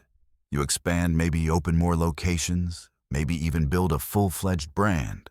How do you make sure you don't lose the soul that made it special in the first place? How do you stop it from turning into some hollow robotic thing with no personality? This is a major challenge a lot of businesses face. They start with a burning vision and strong core values. But as they scale and financial pressures mount, the brand's identity slowly gets diluted. To avoid that, we need a plan for sustainable growth where your core values stay at the center of everything. 1. Define your core values clearly from the very beginning. Even before you think about opening a second location. What matters most to your shop? Is it product quality? Is it deeply caring customer service? Is it creativity and uniqueness? Is it community connection? Write these down. Turn them into a compass for every decision you make. 2. Live those values and teach them. They can't just be nice words on a wall or in a handbook. Make sure every team member, from the newest hire to your most senior manager, understands, believes, and acts on those values. Train around them, reward around them, and build a culture where core values come first. For example, if your core value is heartfelt service, then every staff member should be empowered and encouraged to take a little extra time to listen to customers and solve their problems, even if it means spending a few extra minutes. 3. Grow selectively. Not every expansion opportunity is a good one. Sometimes a deal looks great on paper, but weakens your brand in the long run.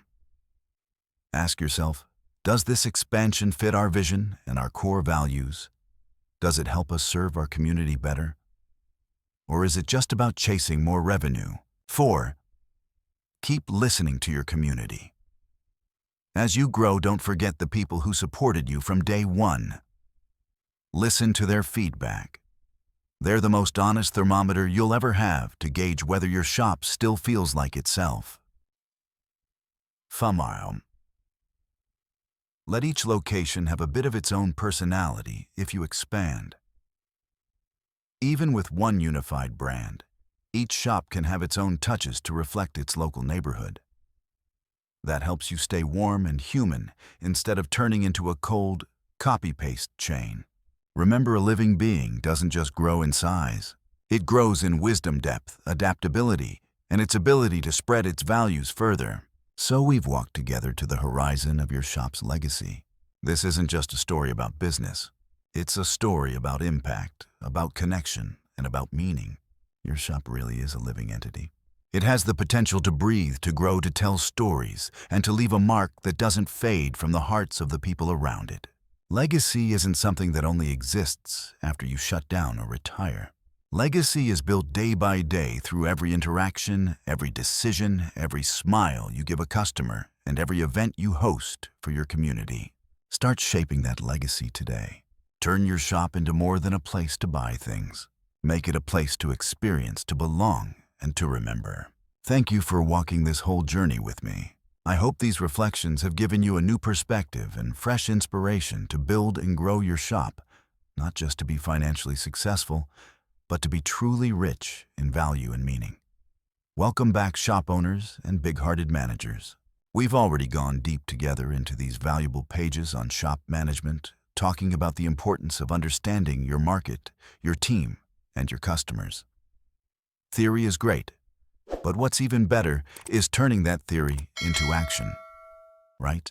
You know, I've always believed a shop is not just a place where transactions happen. It's a space, a story, a feeling. And for that story to come alive, for that feeling to spread, we need to breathe soul into it. That's exactly why today I want to share with you a simple 7-day action plan. This is not some long, complicated checklist of huge projects. It's a series of small, very practical steps you can start today. The goal, for you to start feeling a shift, even a tiny one, in the atmosphere of your shop. And more importantly, for your customers and your team to feel it too. Are you ready to roll up your sleeves? Good. Let's dive into our 7-day journey. Breathing soul into your shop. Day 1 and Day 2. Listen and observe. Become your own detective. I call this the detective phase. You won't need a magnifying glass or a fake mustache, but you will need sharp ears and a very observant pair of eyes. For these first 2 days, your mission is simple. Listen and observe. Listen to watch what? To your own customers and your own team. With customers, try playing the role of a mystery shopper in your own shop. Don't jump straight into your usual manager mode. Instead, walk around, sit in a corner, and just observe. What do you hear? What are the questions customers keep repeating? That tells you what they're unsure about. What little complaints do they make, even if not directly to your staff?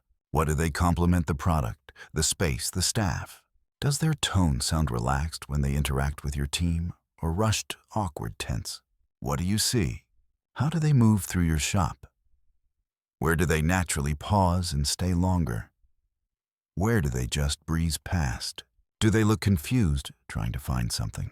What does their body language say, relaxed and happy or stiff and uncomfortable? Is there any detail in your shop that makes them smile or frown? And hey, don't forget to watch the people who pop in and then leave quickly. What might have kept them from staying with your staff? They're the people creating your customer experience every single day. What do you hear? The little conversations they have with each other. Are they mostly complaining, or are they joking, sharing positive stories? How they answer the phone, how they talk to customers. Do you hear energy, patience, and care? What questions do they keep asking you or their coworkers that tells you where they're stuck or lacking clarity? What do you see? Their body language while working. Do they look comfortable or drained and tense? How they interact with each other. Do they support and help one another? Or does everyone seem checked out and isolated? Are there moments when you catch a genuine smile while they're serving a customer? Or is it just a polite required smile? Bring a small notebook with you or use the Notes app on your phone. Write down everything you see and hear, no judgment. Just record what's really happening. Don't rush into fixing things yet. Your only job for now is to collect information. Think of it as gathering puzzle pieces so you can eventually see the full picture. Day 3. Fine-tune one small detail, the magic of subtle change. With all the information you've gathered during your detective days now, it's time to take one small action. On day 3, your mission is fine-tune one tiny detail. Just one. Don't try to change the whole world in a day. One small, intentional change is easier to actually do, easier to track, and it lets you feel the power of breathing soul into your space, one corner at a time. Examples. Music. Did you overhear any comments about the background music? Does it match the vibe you want your shop to have? Try switching to a new playlist, maybe a different genre, or simply songs that feel warmer, more upbeat, or more relaxing. One display corner. Did you see customers getting confused at a certain shelf or a corner that feels cluttered or lifeless? Take 15 to 30 minutes to rework just one small display. Tidy it up. Add a prop or two, maybe adjust the lighting, or just wipe everything down so it feels fresh. How you greet people. After listening to your team do greetings, feel a bit robotic. Spend some time practicing a new, warmer, more personal greeting with them. For example, instead of, "Hello, welcome," try, "Hi there. Hope you're having a great day." Or, "Hey, welcome back. Good to see you again." Scent. What does your shop smell like right now? Is it pleasant? Or is it carrying food? Smells cigarette smoke from outside? Or just a stale odor? Try adding a simple essential oil diffuser with a light, natural scent. Citrus mint or sandalwood. Something subtle and clean. Why this matters? A small, intentional change can create an instant positive touch point for your customers. It says we care. We're paying attention. And often it's these tiny details that make a place memorable. It's like adding one secret ingredient to a dish, just a pinch, but it wakes up the whole flavor. Day 4 and day 5. Deep connection. Build bridges, not walls. You've listened. You've watched. You've made a small, meaningful change. Now it's time to go deeper, to connect with people on a more personal level. For these 2 days, your mission is create deeper human connection. With one team member, just one person. Choose one staff member, maybe someone you realize you don't actually know that well. Set aside 15 minutes just to talk with them. Important. This is not about performance mistakes, schedules, or targets. Ask about their life outside of work. Picked up any new hobbies lately? How was your weekend? What's something that's making you excited in life these days? Your goal is simply to listen genuinely and to care like a friend, an older brother, sister, or a mentor. Don't jump in with advice or solutions unless they ask. Why do this? Because when a team member feels seen and valued as a human being, everything about how they show up at work shifts. They'll feel more connected to the shop, not just because of the paycheck, but because they belong there. With customers, 3 people. Pick 3 customers, people who feel familiar or who seem open and friendly. When they're in your shop at checkout or while browsing, approach them naturally and warmly. You might say, "Hi, I've noticed you come in pretty often. I'm your name. I own this place." Then, ask open-ended questions that are not about closing a sale or pushing a product. How's your day going so far? What's something that's been making you happy lately? What are you into these days? Any fun hobbies or interests? Listen to their stories. Try to remember their names if possible. Why do this? Because you're not just building transactions, you're building relationships. Customers don't just buy products, they buy experiences and connections. When you connect with them on a human level, they stop being a customer and become someone we know, a friend of the shop. That's the foundation of loyalty and organic word of mouth. Tip. It might feel a little awkward at first for both you and them. That's normal. But remember, sincerity is everything. A warm smile, genuine eye contact, and a simple, honest question can open doors you never expected. Think of these moments like mini coffee dates with the most important people in your business. Day 6 and day 7. Rewrite. Define the soul of your shop. Wow. You've come a long way already. You've listened, observed, tweaked, and connected. Now it's time to bring it all together and turn it into a guiding star for your shop. For these last 2 days, your mission is rewrite your shop's mission statement. Sounds big and fancy, but don't worry. This isn't some corporate slogan to frame and forget. This is a short, honest line or paragraph that truly reflects the soul of your shop. It's built from everything you've discovered through the first 5 days. Sit down and review your notes. What problems do customers run into again and again? What consistently makes customers happy?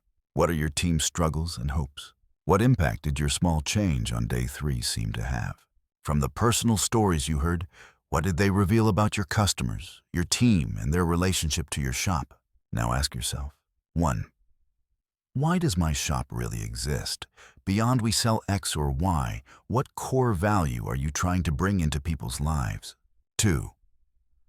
What is the greatest value I want to give my customers? Convenience, warmth, inspiration, joy, a sense of calm. 3. How do I want my team to feel working here? Appreciated, growing proud. 4. What does my shop contribute to the community around it? A relaxing space, a meeting point, a source of inspiration or comfort. Based on those reflections, write 1 sentence or a short 1 to 3 sentence paragraph that clearly expresses your shop's reason for being and its spirit. For example, at first it might have been, "We sell good coffee and pastries." After your 7-day journey, it might become, "At shop name, we're not just here to serve great coffee and warm pastries. We're here to give you a little pocket of peace in your day, a friendly smile, a cozy corner, and a shared story that makes life feel a bit lighter." Don't overcomplicate the language. Let it be simple, honest, and straight from the heart. This mission statement isn't for bragging. It's for you and your team, a compass for how you act and decide every day. It's the soul you've just breathed into your shop, the lighthouse that guides everything you do. And just like that, your 7 days are up. You've completed the breathing soul into your shop journey. From listening to small whispers, noticing tiny gestures, to making one intentional change, to forming deeper connections, and finally redefining why your shop exists. You might be thinking, just 7 days. Yes, just 7 days. But in those 7 days, you've planted the first seeds of real transformation. You've started seeing your shop not just with the eyes of an owner, but with the heart of someone who creates experiences. Don't stop here. Turn these actions into habits. Keep listening. Keep observing. Keep connecting. The results might not show up overnight as a huge spike in revenue, but you will feel the difference in the atmosphere, in your team's eyes, in your customers' smiles. Your shop will no longer be just a neutral, anonymous location. It will truly have a soul, a heartbeat, and a story that's uniquely its own. Give it a try. And don't hesitate to share your journey with me and with our community in the comments. I'd love to hear what you've discovered and what changes you've made. Thank you for spending this time with me today. I'll see you in the next videos, where we'll keep exploring more secrets to managing and growing your shop in the most effective, meaningful way possible. We've just gone through a pretty deep journey together with shop management, not just stopping at numbers or dry processes, but touching the spirit and core values behind every shop, every business. I believe that through everything we've just shared, you now have a more holistic perspective. And hopefully, you've also started to spark some fresh ideas of your own, right? But now, before we say goodbye to this book and move on to other exciting topics, I want you to walk away with 3 golden keys. These 3 keys aren't just simple takeaways. They're life principles, business philosophies that if you really absorb and apply them, I can promise you they'll open not only the door to your customers' hearts, but also to a brighter future for you and your business. Let's dive into each key together. The golden key, number 1, people come first.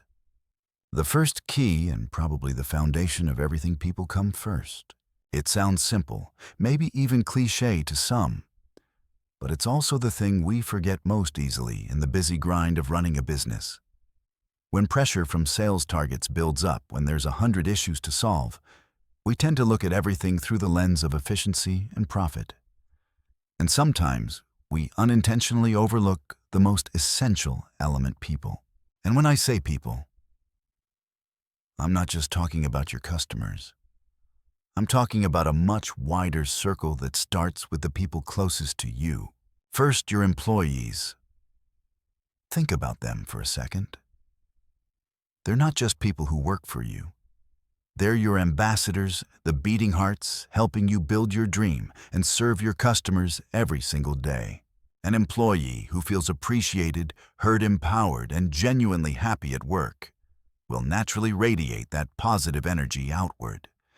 They'll want to contribute more, think more creatively, and most importantly, deliver warm, authentic customer experiences.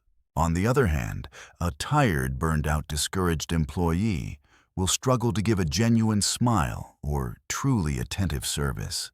Investing in your team's happiness is directly investing in your service quality and your brand's reputation. Next, of course, your customers. We love to say the customer is always right, but do we actually put them in that position? Are they more than just wallets and revenue to you? Your customers are human beings with hopes, anxieties, and their own stories. Look deeper into what they really need, into the feelings they're looking for when they come to you. You're not just selling a product, you're offering a solution, an experience, an emotion, a story they can see themselves in. When you put your customers' understanding and happiness first, they don't just come back, they become your loudest storytellers. And finally, and just as important, you, the captain of the ship. Don't forget to take care of your own inner fire. If you're exhausted, if you lose your drive, who's going to steer this ship? Give yourself permission to rest, to learn to rediscover joy in the work you do every day. A happy, energized owner becomes a constant source of inspiration for the whole team and brings a clear, confident vision to the business. In short, putting happiness at the center, from your employees to your customers to yourself, isn't just a nice slogan. It's a sustainable business strategy, a way of living that helps you grow a thriving garden that doesn't just need water, but care from the roots up. Wolverine key number 2, everything communicates. The second key, everything communicates. Have you ever noticed that even silence says something? It's the same in business. In your shop, on your social media channels, nothing is ever truly neutral. Whether you're aware of it or not, everything is telling a story, from the packaging you choose. Is it eco-friendly? Does the design feel modern and thoughtful? Does it actually reflect the value of what's inside? To the way you display your products, is everything clean, neat, and easy to find? Or does it feel cluttered and confusing? A carefully arranged, well-balanced display speaks to your professionalism and your sense of taste. To the color tones on your Facebook or social posts, do they fit your brand identity? Is the language you use friendly and easy to understand? Does it clearly communicate the message you want people to feel? Even down to how you answer the phone. Your tone of voice, your patience, how quickly you respond. These all become part of the experience. The scent in your shop, the music you play, the lighting you use, all of it is saying something about your space and your brand. Every tiny detail, even the ones you might think are meaningless, is telling a story about your values, your professionalism, and your level of care. If you're not intentional, if you don't consciously decide what story you want to tell, then the market and your customers will make up their own version for you. And that version might not be the one you want. Try looking at your shop, your products, your online presence as one big stage. Every corner, every object, every word, every image is an actor, all performing in the same play. Is that play coherent? Is it compelling? Is it actually conveying the message you want your audience, your customers, to receive? Become the skilled director. Shape every detail so that everything you touch, everything you create, communicates with intention, consistency, and in alignment with the spirit and values you want people to feel. Because consistency in communication is the key to building trust. and creating a strong brand that naturally sticks in people's minds. The golden key number 3, leading from a place of calm. And finally, the third golden key, one that sounds almost counterintuitive but is incredibly powerful. Lead from a place of calm. Sounds a little upside down, right? We usually associate leadership and management with constant busyness, endless to-do lists, back-to-back meetings, and a calendar that never has enough room. So how can calm possibly fit into that picture? Leading with calm doesn't mean you're lazy or checked out. It means you're smart enough to build strong systems, clear processes, and effective operating principles. And why do we do that? So you can free your mind from repetitive, low-value tasks and administrative chaos. Imagine this. Instead of waking up every day thinking, "What am I posting on Facebook today? Who's going to call and confirm this order?"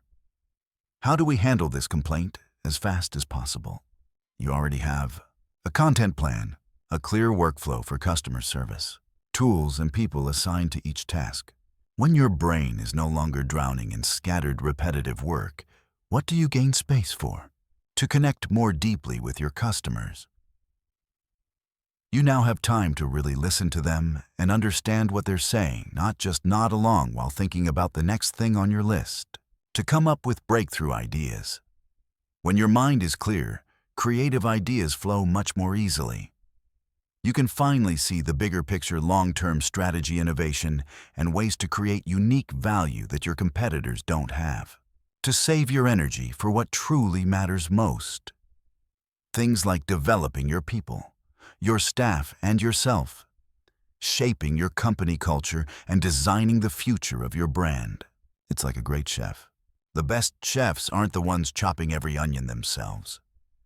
They're the ones who organize the kitchen well-assigned tasks clearly and prepare ingredients in advance so that when it's time to cook, they can focus 100% on flavor presentation and the experience of the guest. Leading from a place of calm is the key that allows you to truly put people first. Key number 1, and ensure everything communicates clearly and consistently. Key number 2. Because only when your mind isn't overloaded can you really see, listen, and respond in the most thoughtful and effective way. So our 3 golden keys are: 1. People come first. Put happiness at the center for your team, your customers, and yourself. 2. Everything communicates. Recognize that even the smallest detail is telling your story. 3. Lead from a place of calm. Build systems that free your mind so you can invest your energy in connection and creativity. These aren't just dry theories. They're life principles, business philosophies that can completely transform how you operate and how you feel about your work. They're a roadmap that doesn't just lead you to financial success, but to satisfaction, joy, and meaning in what you do every day. I truly believe that if you start applying even just one of these 3 keys, you'll notice a difference. Don't be afraid to experiment. Don't be afraid to change. Remember, every great journey starts with small, simple steps. If you found this video helpful, don't forget to hit like, share it with other business owners, and subscribe so you don't miss the upcoming content. And please share in the comments which key resonated with you the most. What will you start applying first? I'd really love to hear your story. Thank you for walking with me on this journey of learning and discovery. Hey, my friend, it's me again. We've just walked quite a long road together, exploring the hidden corners and deep philosophies inside shop management. A book that isn't just about management, but about how we design a living space, a business story that carries our personal imprint. As you can see, information and knowledge are endless. We can listen, read, and take notes every single day. But what really makes a difference, what truly lights a fire inside you, is action. Knowledge that never gets applied is like a beautiful seed locked in a box, never given the chance to sprout and bloom. And I believe that each of us, especially those of you who are dreaming about building or already running a shop or a small business, are carrying a very personal story inside a real desire to express who you are. Shop management showed us that a shop isn't just a place where transactions happen. It's an extension of the owner's soul, a space that carries the values and beliefs you want to share with the world. So now it's time for us to stop only listening to other people's stories and start writing our own. Turn the ideas and inspiration you've taken from this video into the very first building blocks of your own empire, one that isn't just strong financially, but rich in values, meaning, and kindness. I know getting started can feel overwhelming. There's too much to think about, too much to do. But remember, a journey of 1,000 miles starts with a single step. And today, I want to take that first step with you on purpose and with intention. Let's do a few simple things together so your journey doesn't feel so lonely, and so that every step you take feels a little more meaningful. First, I want to hear from you.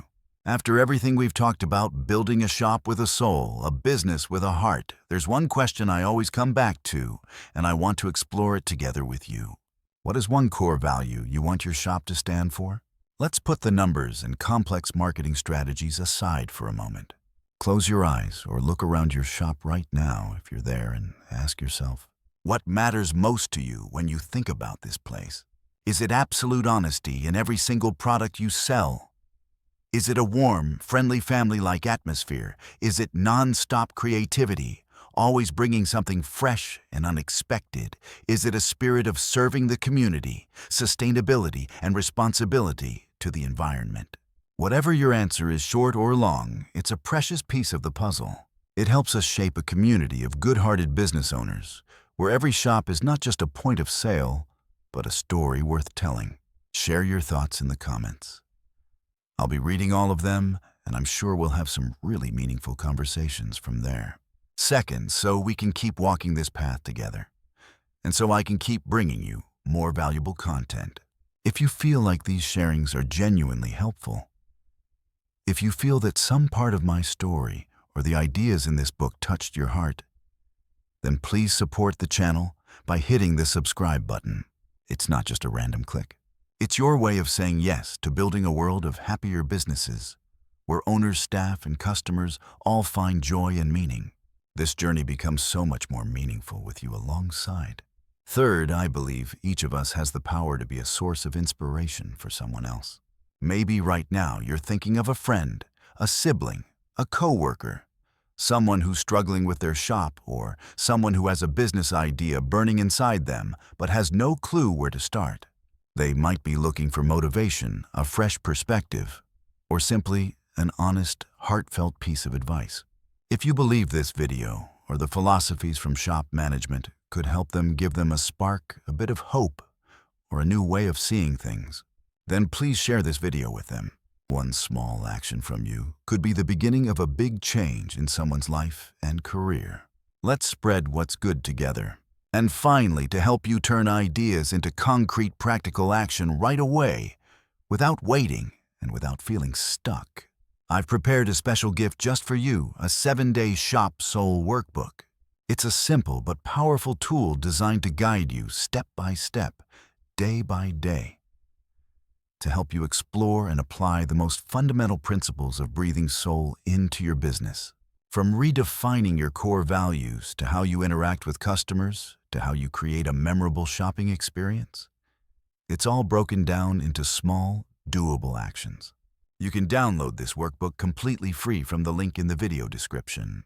Think of it as a travel companion, a little compass to help you turn abstract ideas into concrete moves and start writing the first chapter of your shop's unique story.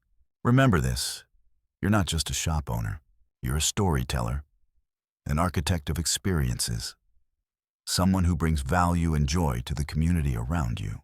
Your story is waiting to be written. Don't leave it locked away in a drawer full of someday ideas. Start today. Start with a comment. Start with a subscribe. Start by sharing this video with someone who needs it. Start by downloading that workbook. Every small action is a brushstroke, a line of text in the story of you. I believe in you. I believe in the kindness and integrity you want to bring into the world. And I can't wait to see the success stories and the happy, soulful shops you'll create. I'll see you on the next part of the journey.